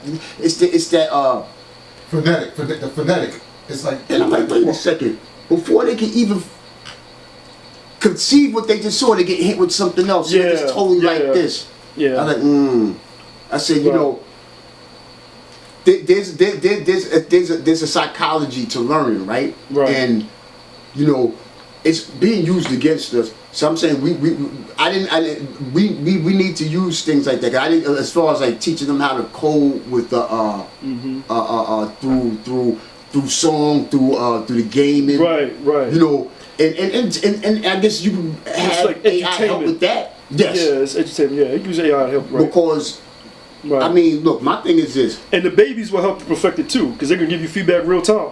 And they're gonna eventually run with it. They're gonna run make with it. us look like you're gonna see like a skip in the direction of where we're going. Because I mean, for Right. one, and this is the controversial, but I mean, I'm gonna tell you that the majority of the planet has been augmented, and we didn't ask for that. If you have synthetic biology or sensors in you, whatever, because now we know the body's an antenna, but if you are putting things in your body that's also antennas both ways, so it can read you, it can also write to you. Yeah.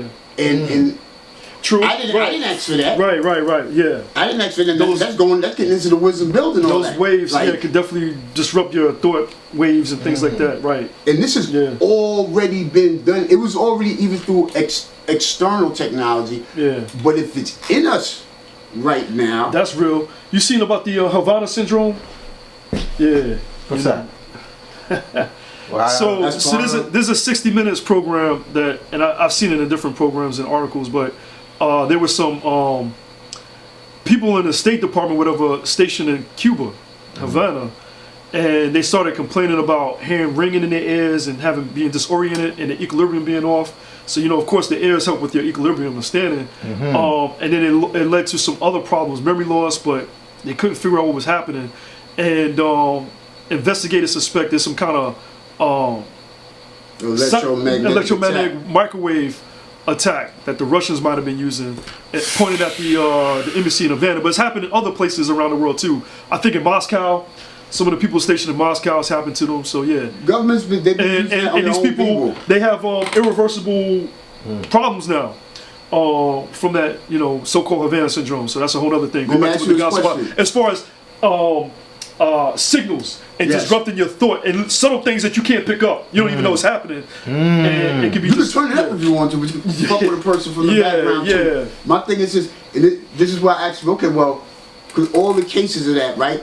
If they bombard the school right now, right? True. And why is it, let's say only I'm getting hit and nobody else is getting hit? Why is that? Yeah.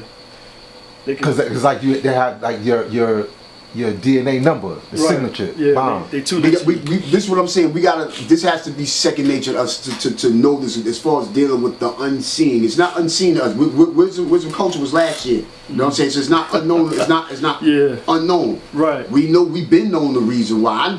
I knew this shit when I was a baby, but I ain't understand it. I ain't understand what. I had no fucking idea. Now there's certain things I'm gonna start speaking on that I saw back then. I was like, huh, what the fuck just happened? And then when I started doing the knowledge to certain history about when certain things started going online, because in 1995 in particular, a lot of certain systems started going online, and I saw certain things. I saw that I never really spoke on before, but I'm like, oh shit, people were being fucked with. We were most definitely being fucked with. But I'm glad I got it in the year 30. I know that mind detect mind was real. Now, it wasn't synthetic telepathy, because that's a thing. Yeah. Synthetic telepathy is a thing. Is it, you talking about? Yeah, go, those people you voted for, the people they back up, go read their papers, go to DARPA's papers, and see what the fuck they say about N1, N2, N3, non-invasive augmentation of humans. That's what our government does. That's what. Well, I want to say our government. I say the industrial military complex. Let's just say that. Yeah, so again, I was saying, where's the end zone? Where's the field post? How do we close the gap from where we at right now to where we want to go? We got to start with the youth and the children. Start training them and teaching them in the skills, and then they'll start developing the apps and the platform and the algorithm, right? Because another question you asked about is, how do we make our own algorithms? Once we have control over the platform and the app, then we can set an algorithm that'd be more positive, right? And instead of running some messed up Cocomelon algorithm on it, we can run something more positive that we know, be more better for their growth and development, right? Because that's what it comes down to. Tie back into another question you asked me about, and this is a good segue to talk about TikTok. Okay. So there's a great infographic you can find on the internet, and it shows you that during COVID, when the school shut down and all the kids is at home, it shows you what are the top search results for students in America. On the left side, it shows you what are the top search results on TikTok for students in China. And you can see the number one thing kids is looking for was games, and they asked them, what's like the number one job you want to be? And it was like a social media influencer. When you look at China, the number one thing they were searching for was, how do I get answers for the 5th grade math test or some math thing? And the number one answer is they want to be an astronaut for their occupation. China has a policy nationwide where they say anybody that's a app developer, especially things for children, it has to, this is a Chinese policy the government has instituted, that it has to help promote the growth and development and the mental health of the children. They also say that anybody under 16, I think they can only spend a certain amount of time, or 3 hours or something like that on social media, and it automatically cuts off. America eats its babies. Yeah. There you go, America eats babies. So again, there's no policy in America, and why is that? Because of the influence and the power. Right. I mean, the babies in peace. They don't. They just feed it, right? They just feed. Oh, what is it? Our lessons, stick a needle in his head or feed him to some wild beasts, right? That's what we do to the social media.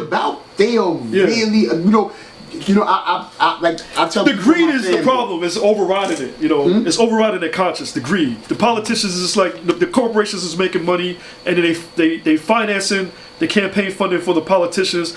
Politicians like, I need money to rerun for Congress so I can stay in office because I'm a career politician. This is my job. I'm just staying in office as long as I can and keep sucking from the nipple of the cow because I'm living off the land of milk and honey being a politician, right? Everything is good. So that's the problem. Like, how do you disrupt that ecosystem and that greed. I mean, like I said, it's greed on both sides. They really don't care. And listen, all they do is like, I'm gonna take care of my family and make sure my children is good, and they're not getting impacted by the healthy or harmful effects. Because when you watch interviews, I can't remember which, I think it was the CEO of TikTok in America, or one of them. They asked him, "Does your child use it?" He said, "No, I don't let my child. Yeah, I don't let my child use that media thing like that." So they know it. They know it. They don't let their own children use it. But hey, so long as I'm making money. That's like the Korean selling fake Chinese food. They don't eat the Chinese food. They sell it and they Korean, but And they say the Korean, they do Chinese. because this is America and these niggas is fake. It's all about money, man. They like bootleg bags. It's like this ain't like whatever. It's Korean. Oh yeah. So for the they can't even spell Korean, nigga. You just say with Chinese and they'll buy it. Trust me. Oh, he be like, and they'll joke and they say like at the time Bruce Lee, right? Yeah.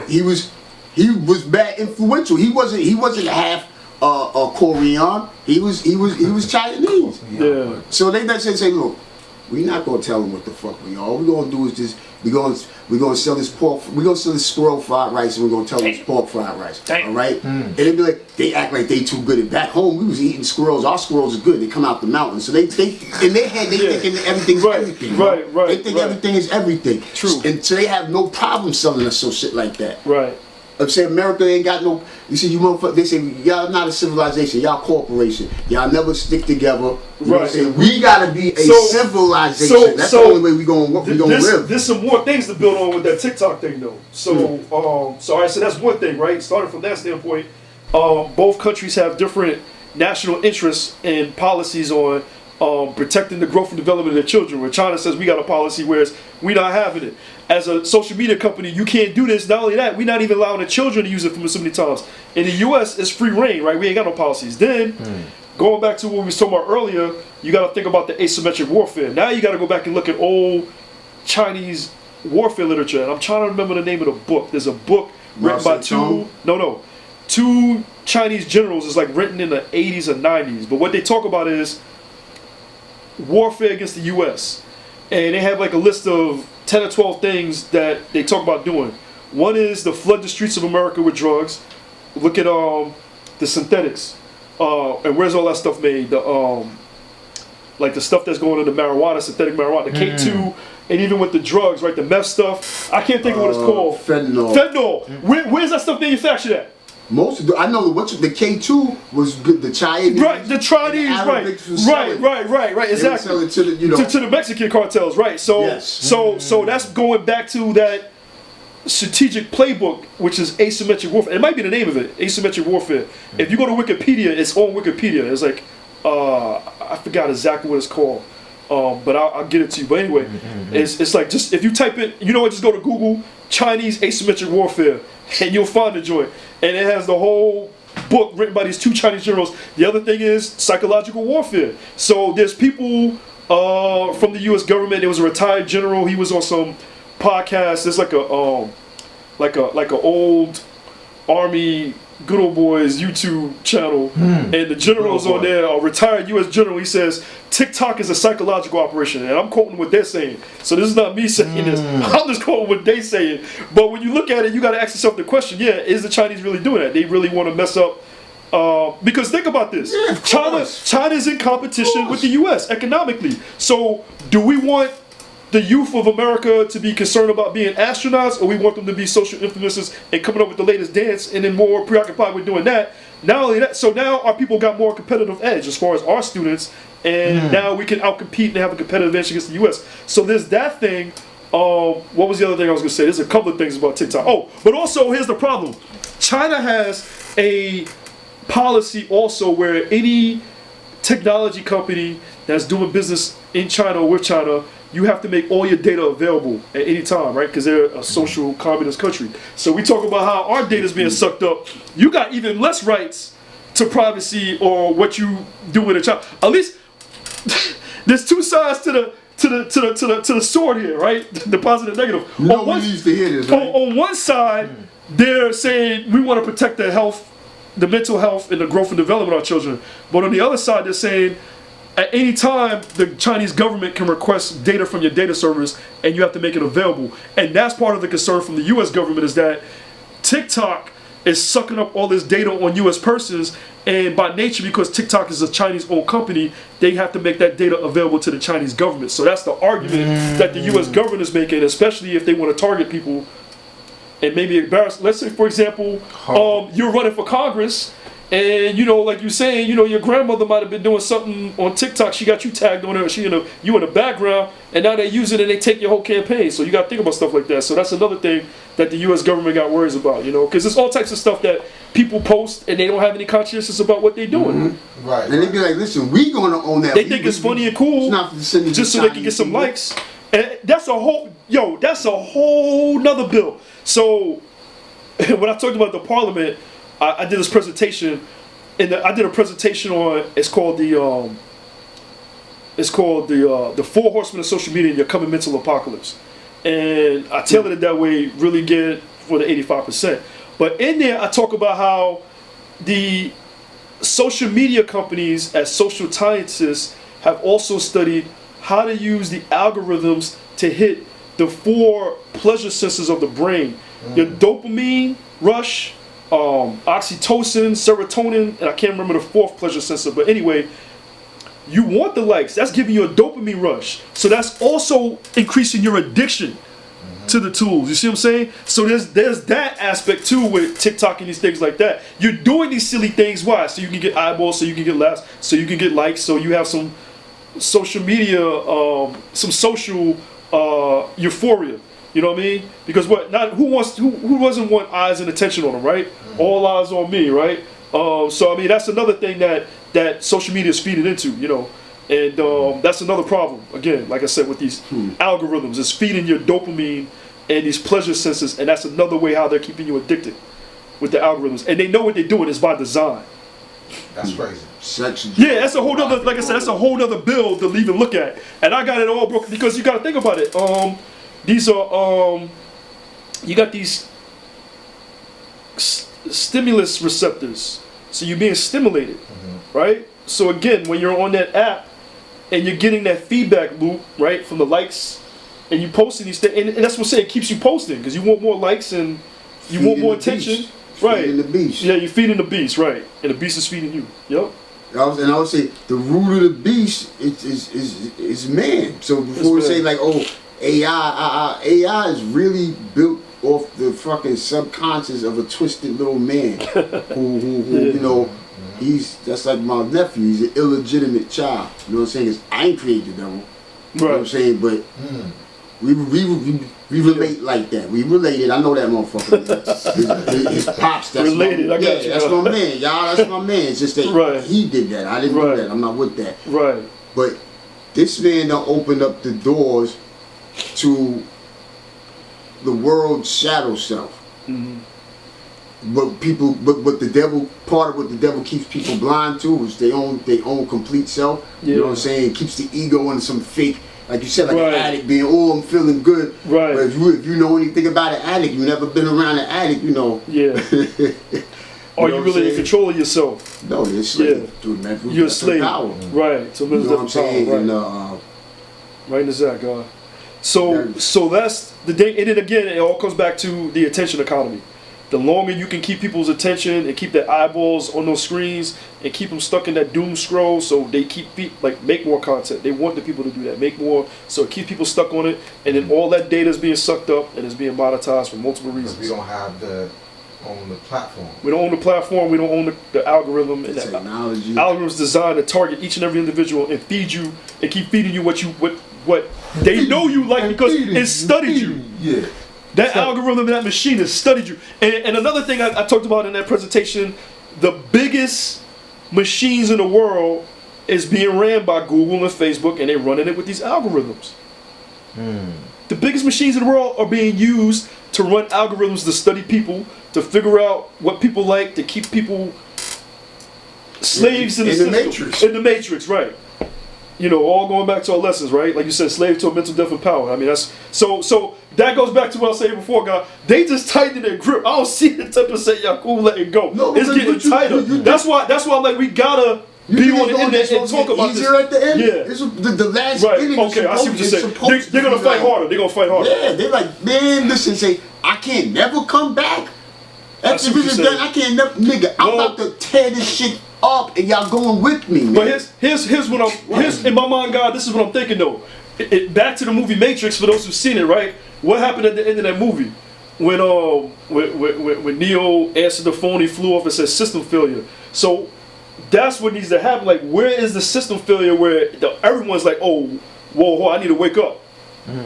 I mean, that's what you need really to, like you said, for this thing to end. Like, And you said take off of your plan and start with the individual, the knowledge first. You Right. first. Your knowledge, wisdom, and understanding. right? And you know, it's not like I don't, you know, that one day, realistically, it's not like, oh yeah, we all just you know, you have your own personal thing that you go through. Well, oh, I'm past a certain level now, but if you could look outside and still see what the fuck you seeing, they think, shut up, don't get gas. Don't get gas. That's two other things right there. I won't. I mean, in order for that Python grip man to loosen, there needs to be some kind of systemic failure. I mean, where everyone can understand it. Because the problem is the way technology is going in AI. There's another thing another word that the data scientists and people in the AI industry talk about, which is AI slop. And another word for AI slop is like spam. There's a lot more fake information and content that's being produced from the machines that's filling up the internet, and it's a lot harder to distinguish what's real and what's the truth from what's fake and what's not. Right. This is a conversation that's going on. You could Google this word, AI slop, and you'll see all these articles starting to talk about how the machines is producing more garbage. So, and again, people are not trained, or people are not learning and being taught. I don't want to use train. People are not being taught how to distinguish what's real and what's not real, especially what's being produced by the AI. And where do I even begin to even figure that out? When you swimming in spam and slop, and it's all that's around you, how do you even find what's real and what's healthy, what's correct factual information now? I mean, that's what they're talking about in these articles. Like, you can't even, it's getting harder and harder to find Very true. real, fact-checked, peer-reviewed information. You know what I mean? More of it is just regurgitated, vomited back fragments from the AI machine, because it's picking and choosing things from all over the place and putting it together, and it's just slop, and it's like, and it's quick and easy. It's spam. You see a lot It's quick and of easy. that on IG. And our education system is becoming slop. You're right. There you go. Well, it's kind of already been slop. Well, yeah, To a degree. To a degree. That's the importance of Right. protecting this. Right. You see what I'm saying? True So indeed. so that our children can see. You send your children even into not just the public school, in the public in general. True indeed. You send them into the public in general. True they indeed. get caught up in the slop. True indeed. And And get then, infected. and then the slop leads to another word they use called brain rot. Now your mind is all rotten, and then that produces the AI anti-intelligence, because now quoting, and you know me, God, I like to quote a lot of people. Like, a lot of things I'm saying is not even what I'm saying. I'm talking about what so-called thought experts, or actually people who are subject matter experts in these fields, are talking about. So you look at Jeffrey Hinton, who's called the so-called godfather of AI, who used to work at Google, and he worked at OpenAI with ChatGPT, and he was on there was an interview with him on Bloomberg not so long ago. It's worth checking out. I think the name of the article, it came out in October. It was like a Nobel Prize winner talks about the existential threat of AI. I think that's the name of the title of the video. You can find it on YouTube or find it on Bloomberg's website. He says in there that the problem and the concern is that when we had the industrial, this is him talking, this is not me, this is the godfather AI saying this. When we had the industrial revolution, it made the manual physical power of man obsolete. And now that we're going to AI, it's making man's intelligence and mental powers obsolete. This is what he said. Right? We're not going to be required to think anymore. The machine's doing all the thinking for you. And that's the problem that I see and I'm worried about, again, with the anti-intelligence, is that you're taking everything the AI is generating when you put a question in there and taking it on face value. And you're not questioning it, even asking where that information is coming from, asking it for the sources of where it's, deriving that information and then shooting it to you. People don't even do that. And ChatGPT will play with you. Right, exactly. You gotta know how to, Well, Right. so one thing I do, in the classes I teach is I ask the students, let's pull up Google Gemini, which is Google's version of ChatGPT, and let's pull up ChatGPT. ask it the same question. I take one question on one and I copy another one, and then sometimes you get different results. So then I ask the class, how do you know which one's right? And I just sit back and wait for the answers to see what they're gonna say. And a lot of them just be like, they don't even got answers. How you know the two ain't playing with each other, playing you? Right, they don't even got an answer. You gotta ask ChatGPT, two ChatGPTs the same question and it's gonna answer it differently. Right, and then you can go to NG Rock, which is Elon Musk's version from X. You got NG Rock, that's the third. You messed with it before? Oh yeah. How you think? So there's a YouTube video. This guy got a YouTube video. It's like I ask AI questions. Great, yo, you should subscribe to the channel. So he does it. So he asked all three of them, who's going to win the election, who has better policies, and you see which one is biased and which one has the bias. Chat was biased towards Kamala Harris, correct? Interestingly, when he asked it, both of them said, or who's going to have a better economy based on their policies. It's like the questions he asked it. And I thought the NG Rock one would be biased towards Elon Musk since he created it, and it actually wasn't. It was actually kind of moderate, interestingly. And it actually said, ChatGPT said that it thought Kamala had better one. I think it said it was going to win too when he asked it. I want to say I heard something like that, and when they would ask about Trump, they kind of like it would say we're not allowed to. Yeah, right. Answer that right. It'll say something like, but yeah, it's interesting. He asks the same questions to all of them and looks at the results. So it's just as an interesting thought experiment, you know, and looking at the biases, because all those machines are still, like you said, are deriving information from human beings who still have biases, you know. So that's the other problem. With any type of source of information, you need to question who wrote this, where did it originate, and what are that person's biases. You know what I mean? Are they being objective, non-partial, impartial, non-passionate, and discussing about this subject? And are they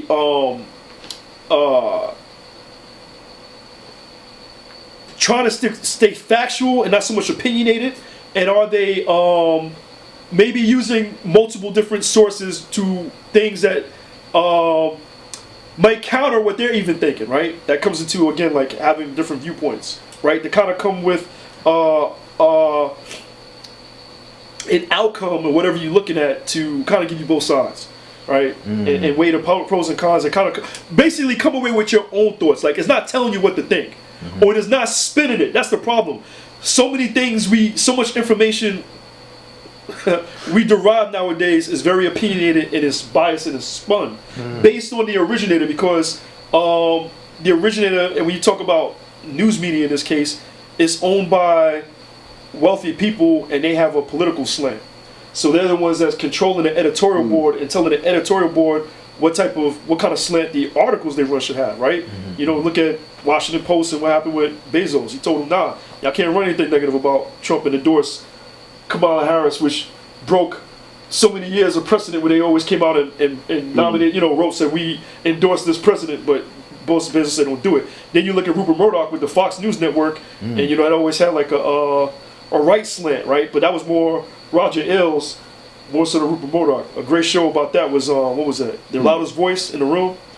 If you ever seen that, that's based on a book. That's worth doing $1 to.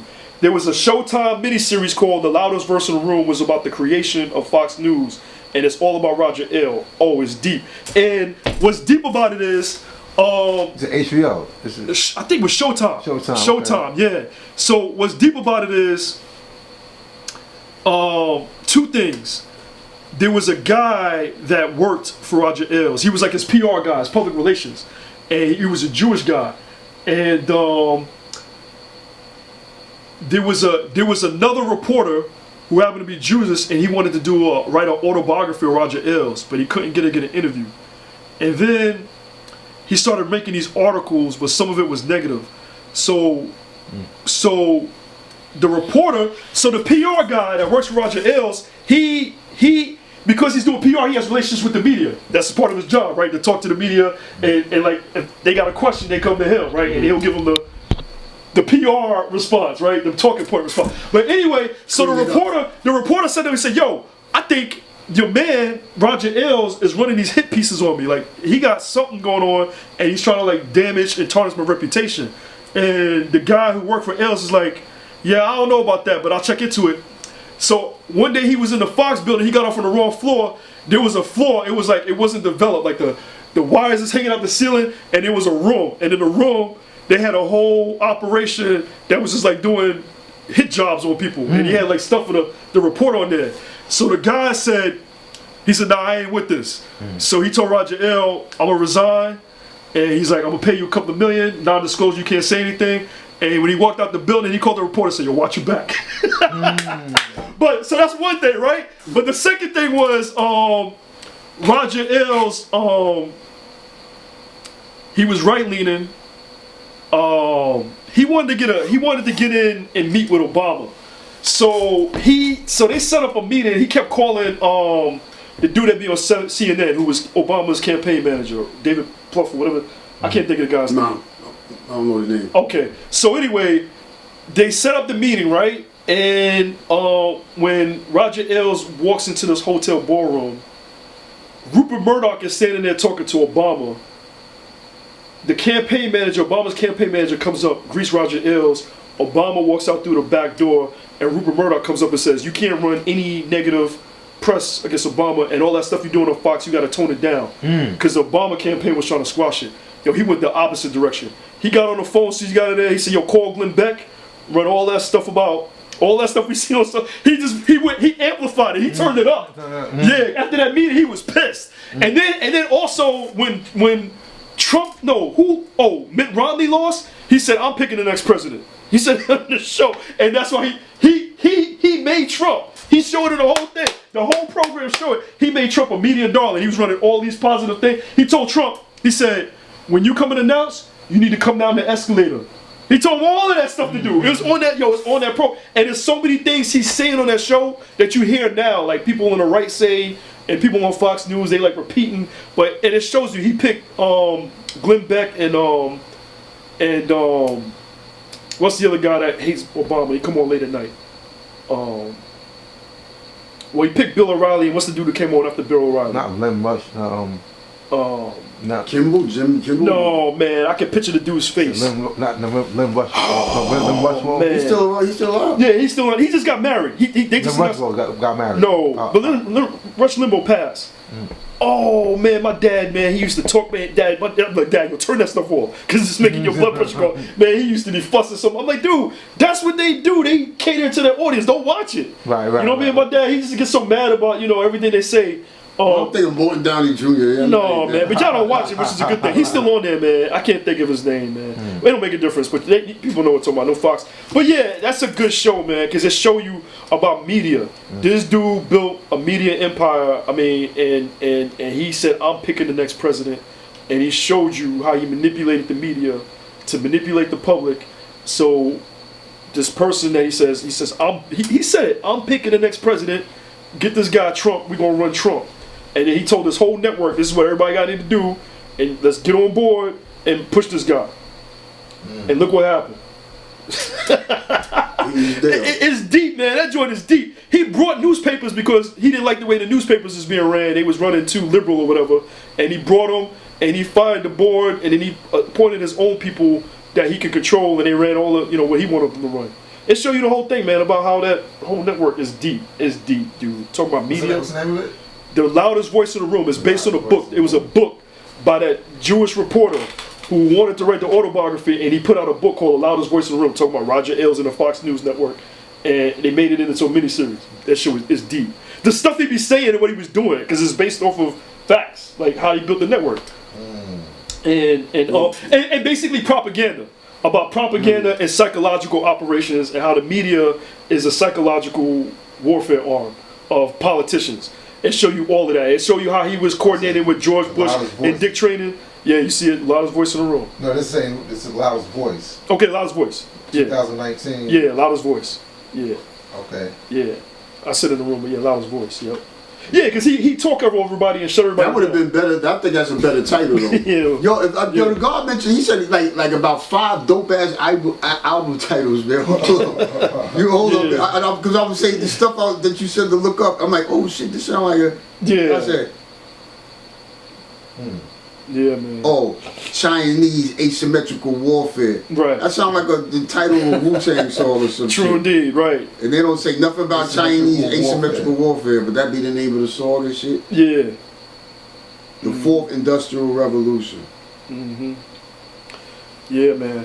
Internet of Things. Check the book Sandworm. So once we get our children on to programming and stuff, like I said, they'll create apps, they'll create the platforms, and they can create the algorithm. So this Google, and we can control it to be healthy. This for the Google growth. software, this Google cybersecurity, that's a you give that a thumbs up for. You laugh at it because is it laughable?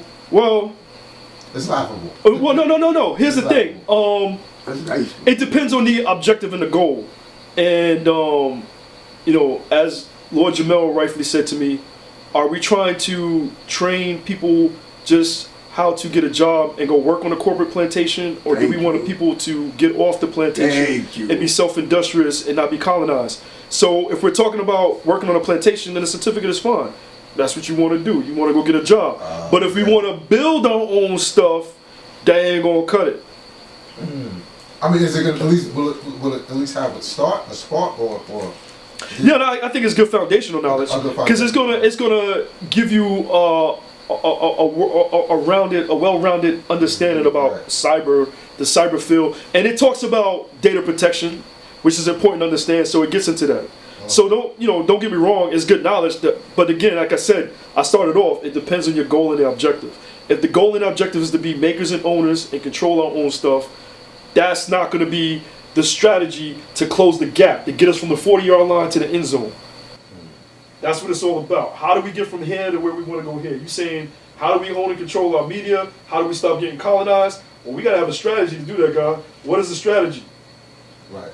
So I gave you one. Like, I came with a solution. Yeah. We got to train our own cadre and teach them. So the way out of this hole is not an easy solution.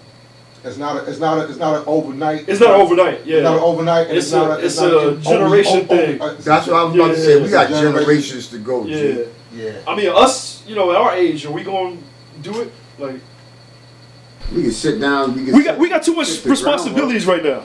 You need people that ain't got, the kids got nothing else to do. The children, I like to use the word kids, but the children got a lot of time. They ain't got no responsibilities.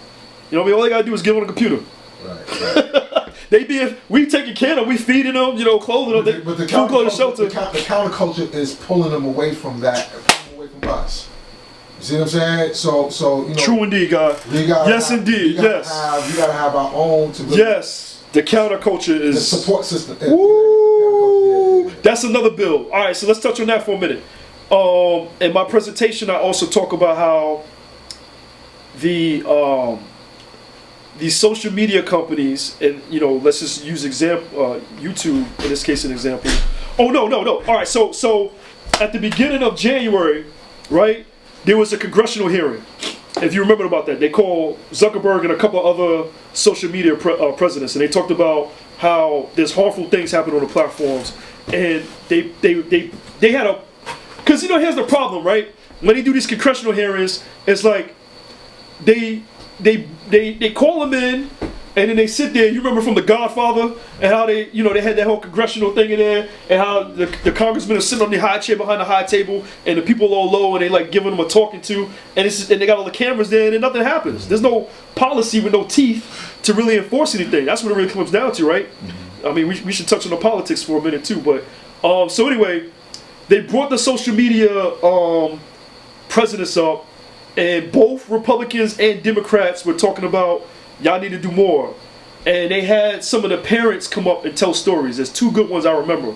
There was a lady, I forgot what part of the country she was from, and she talked a story about her daughter hooked up with some kid online. I think she went to a party, invited to a party. She went over, I think she got gang raped. Then they had photos or videos and they shared it out around the school, and she was so embarrassed she resorted to taking drugs when she got online, and then she ended up ODing. So the mother's like, the social media thing was all the problem here. Now there's another story, another woman came up, I remember this one, she's in Texas, and it was worse. She said her daughter would go to school and there was a online game that was looking at different girls' profiles online, and they would target some of them, and they were like, hey, we could hook you up with Birkin bags and all these other things that you might want, take you on trips, whatever, come hang out with us. And then they got her into sex trafficking, and they put her out on the streets of Houston, and the mother worked with law enforcement, and they were able to reclaim her. The guys came back online and said, you know, we got pictures of all your family, your little brother. If you don't come back with us, we're going to kill all of them, or something bad's going to happen to them. So she was afraid for her family, and she went back, and the mother's like, we can't get her no more. We just can't find her. She's gone now for the second time. And it's all because of social media and what's happening. So they was like, why isn't the social media companies doing better? And Zuckerberg got up and he turned around, he apologized. I mean, you can see like the snapshots, it's all on, you know what I mean, all the headlines to all these articles online about, you know, all these parents, and they standing up holding these signs. And Zuckerberg is there, he's like, you know, I apologize, we need to do better. They don't fucking care. There's another thing where they talk about online banging and how there's a lot of good youth counselors and people who do crime intervention, and they talk about how, and this is a lot of stuff I read, guys, that's what I'm saying, I read a lot of stuff with this, that's why I know about it. Like, I know we need to have a media literacy campaign like a crusade, you know what I mean? It's almost like being Morpheus before Morpheus. Like, I'm the dude like trying to prepare Morpheus for what's coming next, right? But anyway, so what happened was they got this online banging, and what the violence interventionist people are saying is that it used to be back in the days in a school where somebody would talk about there might be a fight, and all right, I'm gonna see you after school. 5 or 10 people show up, they rough it up, and everybody walk away. Sometimes something might not even happen. They just be grabbing and pushing each other, and they walk away. Now, when there's a fight, it's all being spread through the phones. So now 100 people show up, and it's almost like it's encouraging something gotta happen, because now you gotta save face. So now where there was like there's times that these escalated or something wouldn't happen, it's almost like things gotta happen, right? Now, but there's also more about the counterculture and rap music where there's, I can't remember the rapper's name, but there was 2 rappers in DC. They were both 16, and they were online gangbanging, making rap songs, whatever, my clickers, whatever, we're gonna do this. Why don't you pull up? Here go my pen, whatever. Come over here. And they actually caught each other on the metro train in DC, and they was making videos, I caught you slipping, whatever, right? So that amplified it. So one of the rappers in this case, he set up the other one, was like, yo, he pretended, or somebody pretend to be a girl, come on out here, come check me, and the kid came out and shot him and killed him. And there were people who were tracking what was going on, and they tried to warn YouTube and other people like, y'all need to pull this content down because it's escalating, and they didn't do it. So it just it goes back to how much are the social media companies complicit, how much are they willing to do. Now, as another case and example, when the government said we need to censor or stop the misinformation about COVID, the social media companies took action quick. So they do have the ability to do things when they want to, but in this case, they didn't do things to stop what was going on with the violence, and the people's asking them to do it. So again, it comes down to how much willpower do they have to actually do something, how much influence and how much teeth can we get behind these social media, because the pressure to do things. So again, that's what I'm asking. Where is that systemic failure coming to stop Yakub and all of them with their control of technology, what they're doing, right? Well, there's more that gotta happen, and it's not happening. Somewhere along the line, you know, something breaks. You know what I mean? It's not perfect. I know a lot of times when I speak upon this new emerging technology, it makes it sound all doom and gloom and all that. But the root lies in what we already have and what we're able to do, aside from being augmented, aside from needing artificial assistance. Because as much as I say we need to learn it and master that, that in itself is not going to, that's not the salvation. That's not it. It's you know, in a perfect world, because we say damaged people, you'd have artificial intelligence would assist us back to health. Right, true indeed. But we gotta think about who are the mind state who's in control of this technology is cancerous. It's not about getting. It's not true about indeed. 100% agree. That's what my question would be, because you know you have these producers of these large language models. You know what I'm saying? Like even for us, can we even develop a small language model? Yeah. For Right. specifically for us. So the first thing, How to protect it. going back to what Yeah, C.I God was saying, and I'm glad he went there because we should build on that. That's a good point.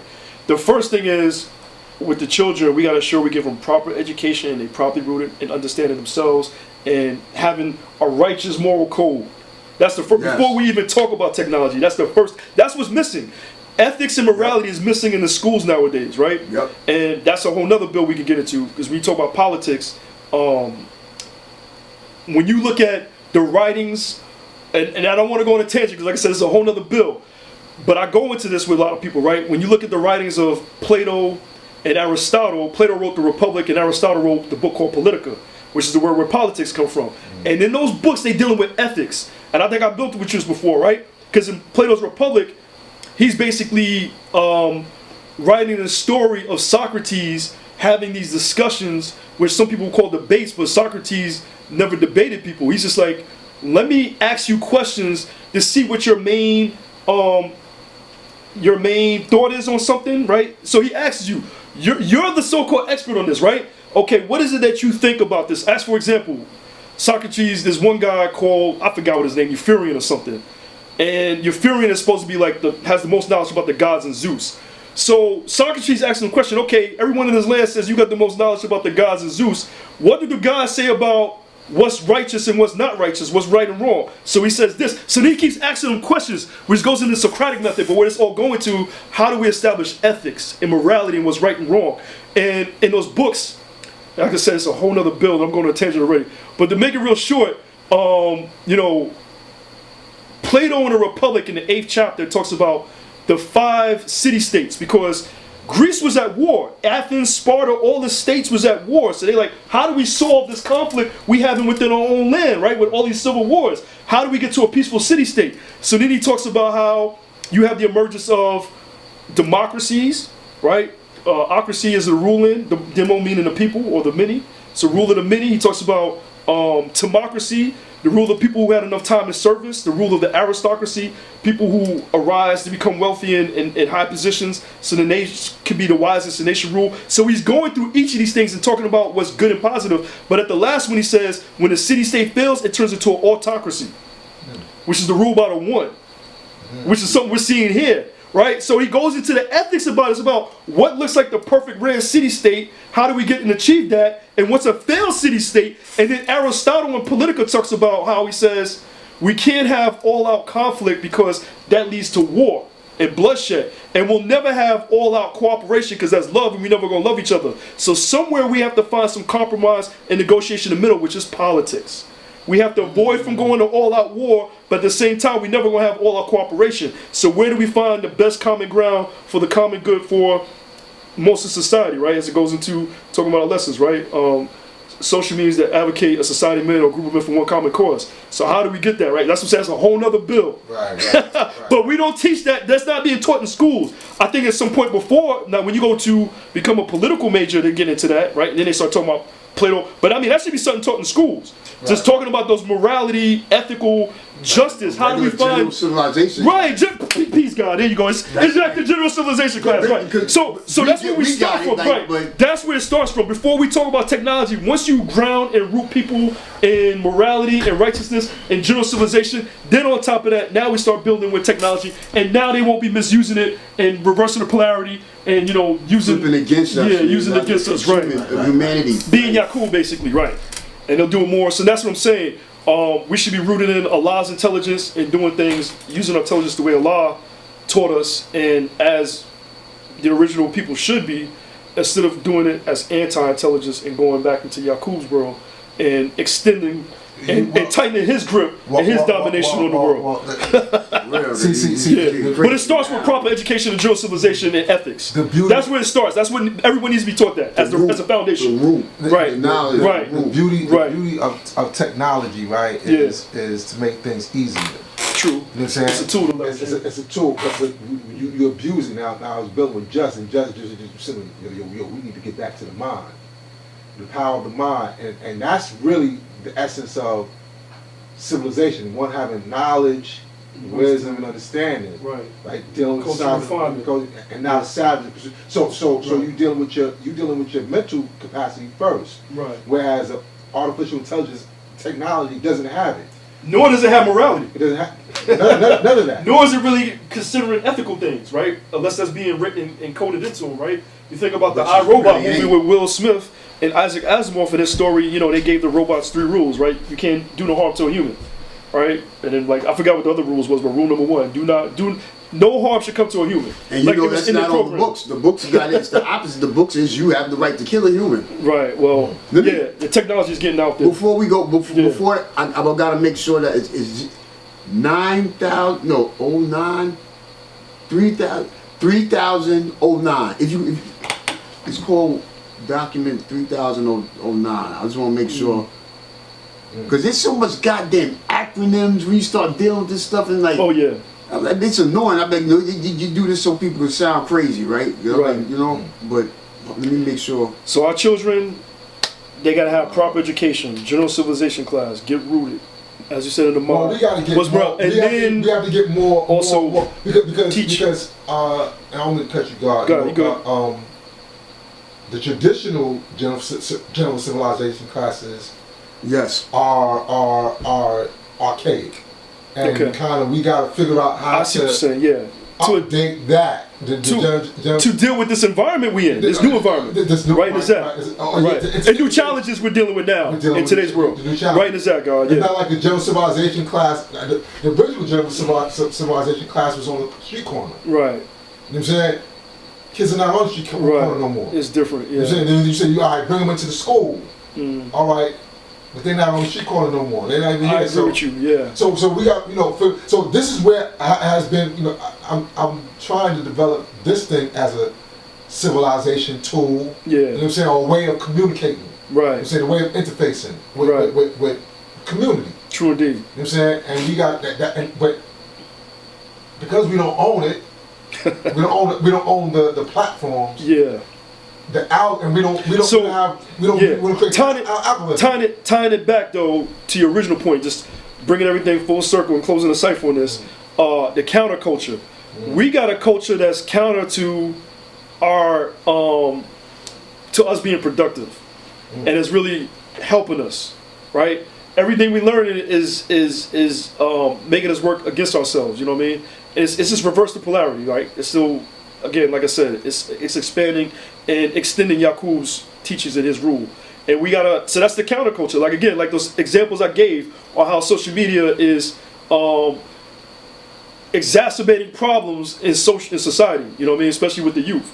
Through those 3 examples I just gave. You see what I'm saying? So again, we gotta counter all that. We gotta, like you said, figure out a way. How do we deal with this new challenge now, or what's happening? Because our youth is being influenced by this. There's so much negative things, and the things, again, going back to our lessons, the things they're looking at online, easy to lead in the hard, well, hard to lead in the right direction, right? So everything that's negative looks positive to them. It's attractive and it's cool, and everything that's upside down. right, it's upside down, backwards. Yeah, right, exactly. Right. So yeah, online is making it easy to lead them in the wrong direction. DOD Directive 3000.09. Okay. You going to DOD directives? Damn. Yeah, Okay. y'all check it out. But I'll briefly, this directive was established to minimize the probability and consequences of failure of autonomous and semi-autonomous weapon systems. Yeah. Reviews and approves operation and live fire test plans for autonomous and semi-autonomous weapon systems. Yeah, 3000.09. Basically, because they are laws on the books for artificial intelligence. Yeah, they try to put guardrails and safeguards. Yeah. Wait, who else? You know who else got? I want to say Argentina has this for. They have since after the pandemic and all, after reset, they have rules on the books for what's known as augmented humans.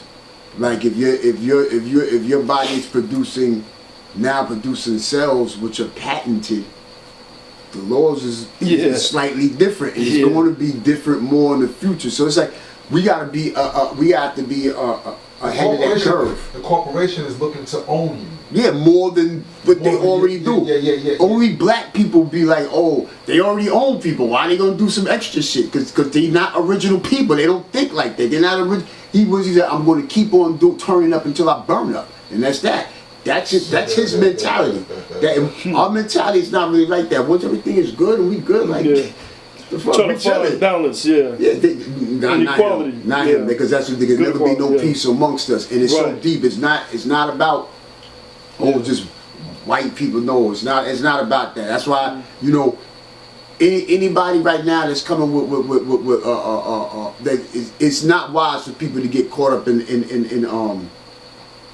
these discussions about the what is it, foundational Negro Americans. Yeah, that's the new foundational Black Americans. Yeah, I don't know. FBAs. Don't call me no acronyms. I don't know what this new shit. I'm not with none of that, me personally. So I'm automatically, I'm like, nah, I don't like that. Those are separation tactics. Well, that's really tied to that whole reparations agenda and that strategy, because what they're trying to say is, don't let other people who came here late off the boat also be eligible to get the reparations. It should only be people who's really the descendants of slaves who came here.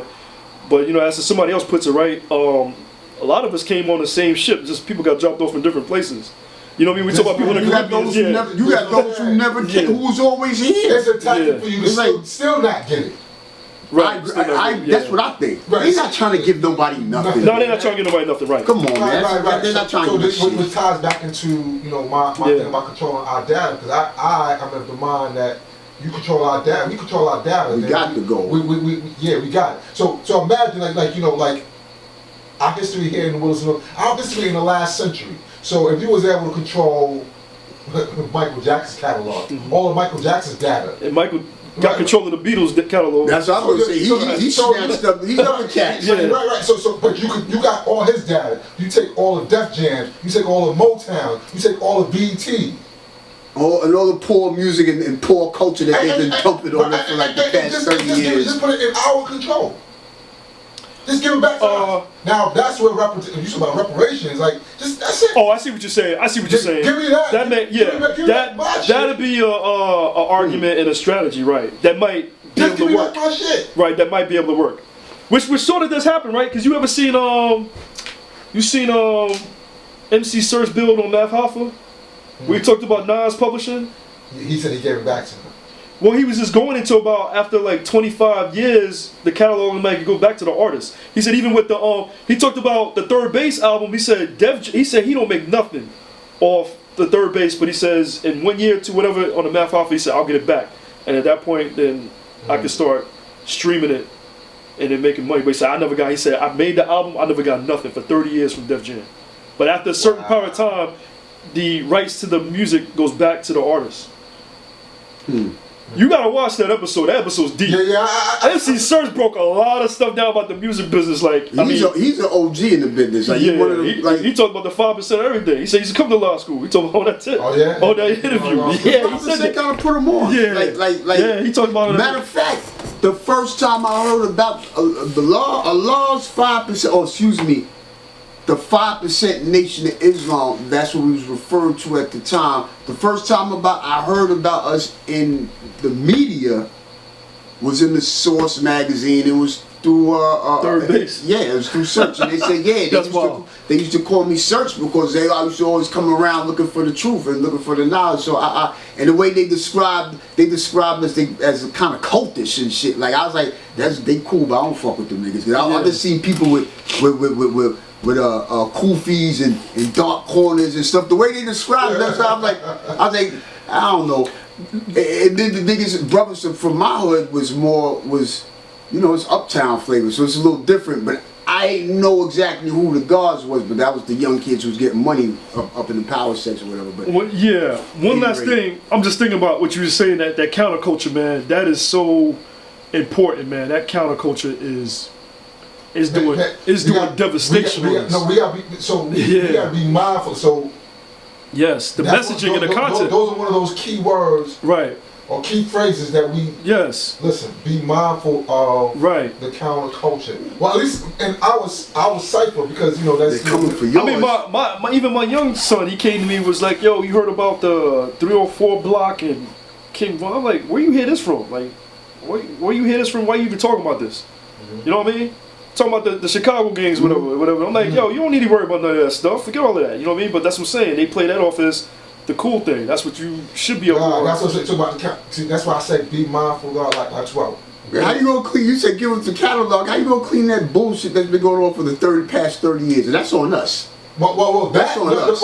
It is, and it's about True, you guys were saying the counterculture, right? Being present, present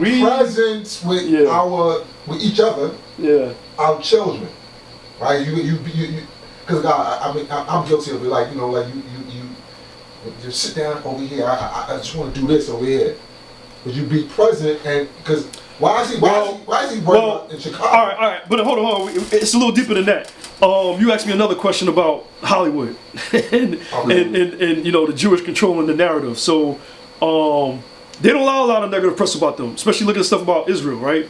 You bring up anything and they silence you because you can't get on the media platforms and the airwaves to even say anything, right? Because they just silence it. So they protect their people. You look at Taylor Swift. She's ADL, like you talking about the ADL and everything. Well, not just that. I'm just saying this. You look at Taylor Swift and they promote her to be, as a good standard of beauty and an image for young girls to look up to. But what do we have? We got Sexy Red. You got Lotto. So that's what I'm saying. This is the stuff I'm talking about. That's us. That's us, the counterculture, and that's what like Jay Leotard said. Stripper poles for my daughter to look at, right? That's and BBLs, right? I mean, that's what we showing to our children. That's what I'm saying. And it's needles. It's sticking pins in the children's heads. That stuff is negative, and it's bad. And that's our problem. That's what we need to be doing. So we need to. And the thing is, what I'm saying is, the colored people, they don't allow images of that for their women. That's what I'm saying. They got Taylor Swift, we got Sexy Red and Lotto. Man, they got it too, just not as bad. Well, they follow us. But hold on, no. A lot of them record companies don't promote that. They are not having that. They're not having it. Right. That's trashy. Right. But they'll let us do it. Like, okay, that's what you want to go right ahead. And push it up. And you live vicariously through those niggas. Yeah. Like hip hop is single-handedly responsible for the destruction of America. Oh, there you go. But you get my point, God. Show me the white version of Sexy Red. What's the girl who was raped by Disney? Damn. Fucking she was on the stage. She had a candy cane. She was doing something wild with the candy cane. This is God, man. She talks like she smoked 1,000 cigarettes. You're not talking about Britney Spears or what? No. Damn. Miley Cyrus. There we go. Miley Cyrus. Hold up. She wilded out. She wilded out. She did wild out. She crashed out. But I just thought about her father. Billy Ray Cyrus. Yeah. That's okay. You got that one. Okay. She did come back and clean it up a little bit though, but she just get out. She got out there. But those is Disney. Not as bad as Sexy Red though. That's actually, I'll be honest with you. I would say she's worse because she went through. Her shit was more systematic. God, I forgot she part of that whole thing. Like Sexy Red. I don't know her. You know what I think about Sexy Red? I saw this thing about Sexy Red and she was talking. She was no little Aries, loose fake. With her. She said, yeah, I'm looking into my people said I was Indian and she was saying some shit. I said she looked like one of them dumb bitches that start learning something and you be. No, it's okay. Everybody got some kind of dumbness in them, but you just need knowledge to educate them, knowledge and wisdom. But once I start seeing she's going, you a stupid bitch. See, it's a difference between you being dumb, but stupid is where the arrogance comes in. And I don't give a fuck. She's like, yeah, I gave my baby daddy herpes and and they talking about shit. Some dude for $200,000 to get some box. Yeah, and I'm like, yo. Dude was he said they asked him. He said, "Yeah, I paid. It was good." There's some little young white kid artist, I think. I mean, yeah, right. And my thing is, talk about. Not only bringing up that is good. I'm just like, this is crazy. Like, it's put out there like a joke, and it's not like It's not like they talk about some shit they did that they we're gonna do better now. We just did some shit I went through, whatever. No, they're like, that's what I did, fuck it. And they put her out. Them bitches know what you think in particularly, because it's easy to see it from the women. What you think they went through to be up there? What the fuck you think they went through? Now you look at what we know they went through, because as women, and look at the niggas you could cut the word I said. Standing behind them went through the same shit. It'd be willing, and nobody wants to admit that society been worshiping for the past 30 years. And all that shit come from hip hop, bro. Yeah. All that shit come from hip hop. So when we want to talk about distortion of hip hop, basically. Right, Yeah, but I also like to say it's not just the distortion, but look, hip hop is like, and Chuck D used to say it best. Hip hop was black people's CNN. This is before there was really any type of what you report. And you know, news media the way we got now. Right, and everybody's paid attention to what we were doing, and they into it too. Now you don't go tell no poor. You might can barely tell a white nigga that don't say the word nigga. You can't because you say what the fuck. Yeah, my they gonna do what we do. I agree with you, God. My original point though, what I was bringing up is, and you might remember from the video clip with Wise Intelligent speaking at the new music seminar he's building on this. They turned the volume down on the conscious, intelligent rap music and turned the volume up on the gangster music. Yes. And that's because they control the media. They have their fingers on the button on what's going to be the hot thing. We don't. Two things they control. Not only they do control the companies. Go back to Cadillac Records. He was talking about that we need to get the stuff back, our data, but they set it up to own it, and then the airwaves, the radio, and how everything's streamed, they control that too. So again, what pipeline and distribution do we own? We don't, and that's why they're able to control their image, and you won't see too many negative things. Well, okay. You got me on the Miley Cyrus, but I'm gonna give you that guy. But Jewish women, you don't see nothing negative about Jewish women too much. Nah, okay. But they don't come out and acknowledge they Jewish, because if they did, and especially if they Orthodox, you ain't gonna see it here. You're gonna like, nah, you get the background. I guess they got their levels. They control that. But you get what I'm saying though. Yeah, they control the image. They control the image, and we don't. So they allow and promote negative images of us for our children, which is again sticking needles in our heads, and for them they get save the babies. Raise them up, you're gonna be a great man. Educate them. Raise them up, you're gonna be a great man. That's the images they get. They still got more. That's the images they see in the media, and we get sticking needles and feed them to the wolves in our head for media stuff, right? And again, because we don't control and own what's being produced and what's being distributed. But they eat their own, because all their television shows show the white man lost control of his house. They show him as a joke, he's a buffoon, and the wife is she's the smart one. It's like this thing that they promote. They have more counter positive stuff though to balance it. A lot of our stuff is on a scale that tips to real negative and buffoonery. Sambo and all pure, that stuff. these people are just pure garbage. They're the first people to go type shit. Yeah. You know what I'm saying? Like, you gotta think, if when people come to this country and they come here to get busy, you gotta think like, wait, first I'm gonna kill me some Americans. You gotta think, who some of them would want to get us first. Some of them have their own experience with different looking people from around the world. Some of them be like, I want to get y'all because I heard so much about y'all. I heard of y'all, Mike Tyson. I heard y'all this, that, and the third. I heard y'all. I want to get y'all. I've been training my pops trained me to kill you niggas. You know what I'm saying? Some of these people is gonna come and they gonna see us and be like, yo, I know who you are. I don't know. I know who y'all are. Yeah. It's almost like the Third World War, nothing's to be taken on face value. It's not like, the black people are going to get the fuck out of here with that black and even found. They get the fuck away from me, straight up. Yeah. Straight up, get the fuck away from me. I don't like these niggas. I don't trust these niggas. Yeah. Those are pens. I don't. Pens, yeah. I don't trust these niggas. And get a chance to mention too is there's a good white paper that Google DeepMind wrote on risk from large language models or something like that, which is risk from AI. And on page 8. It talks about, it lists the threats as the Google DeepMind team sees it. And this is something Eric Schmidt, the ex-Google CEO, has been talking about too. He was on a Yahoo Business interview, and for like 20 minutes they talked about business and all the benefits that AI is going to bring to him. And then like at the end, for like the last minute or two, they asked him, what concerns do you have about AI? and he was on another podcast or thing. He was on another thing on YouTube called Interviews with the CEO. It's like this British.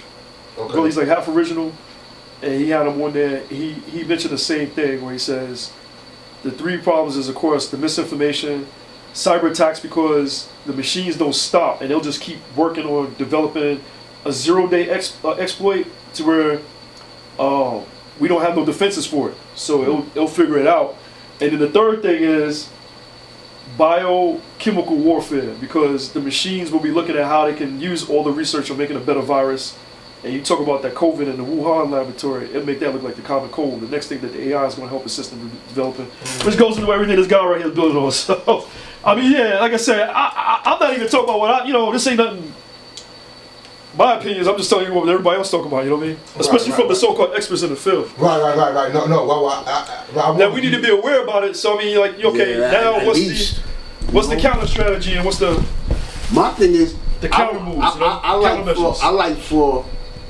I look at it as I got assistance from the greatest minds in the universe. I'm my own king, in my own kingdom, but I have assistance from the greatest minds, kings and queens, babies, associates who, you understand? So I like for that topic to be out there. Yeah. Yo, God, you heard about this? Yo, sis, what you think about this? Right. Let's like you see So how increase AI the got no awareness. problem.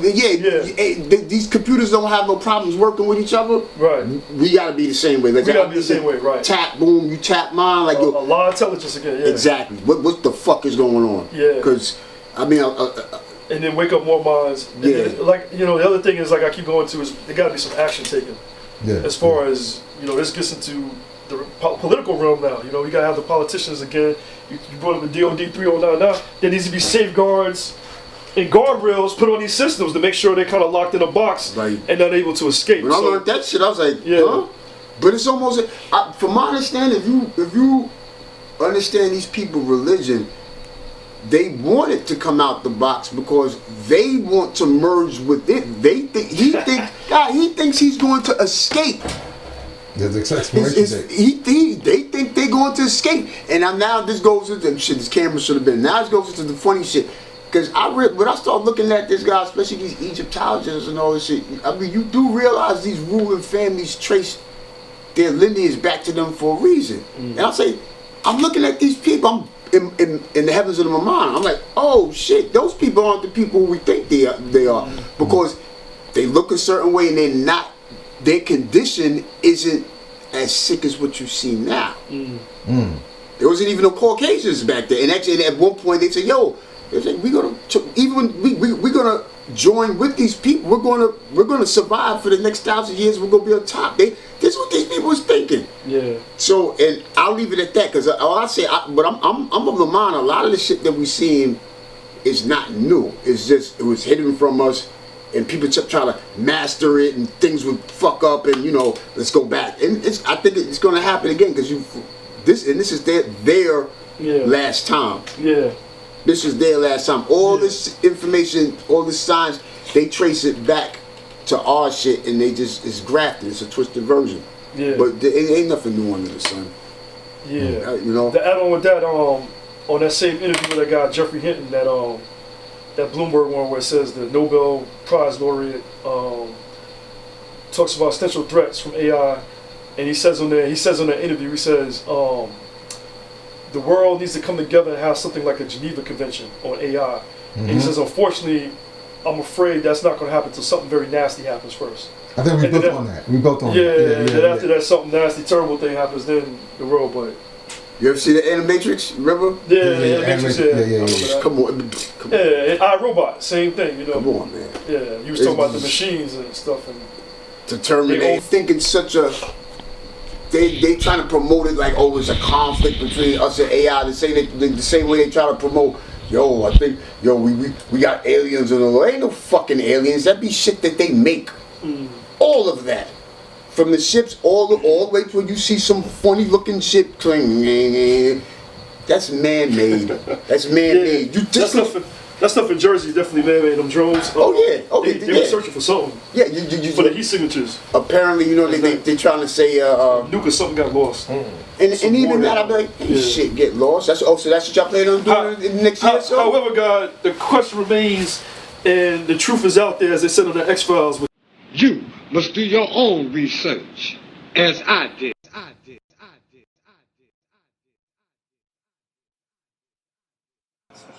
INFMEGA did this.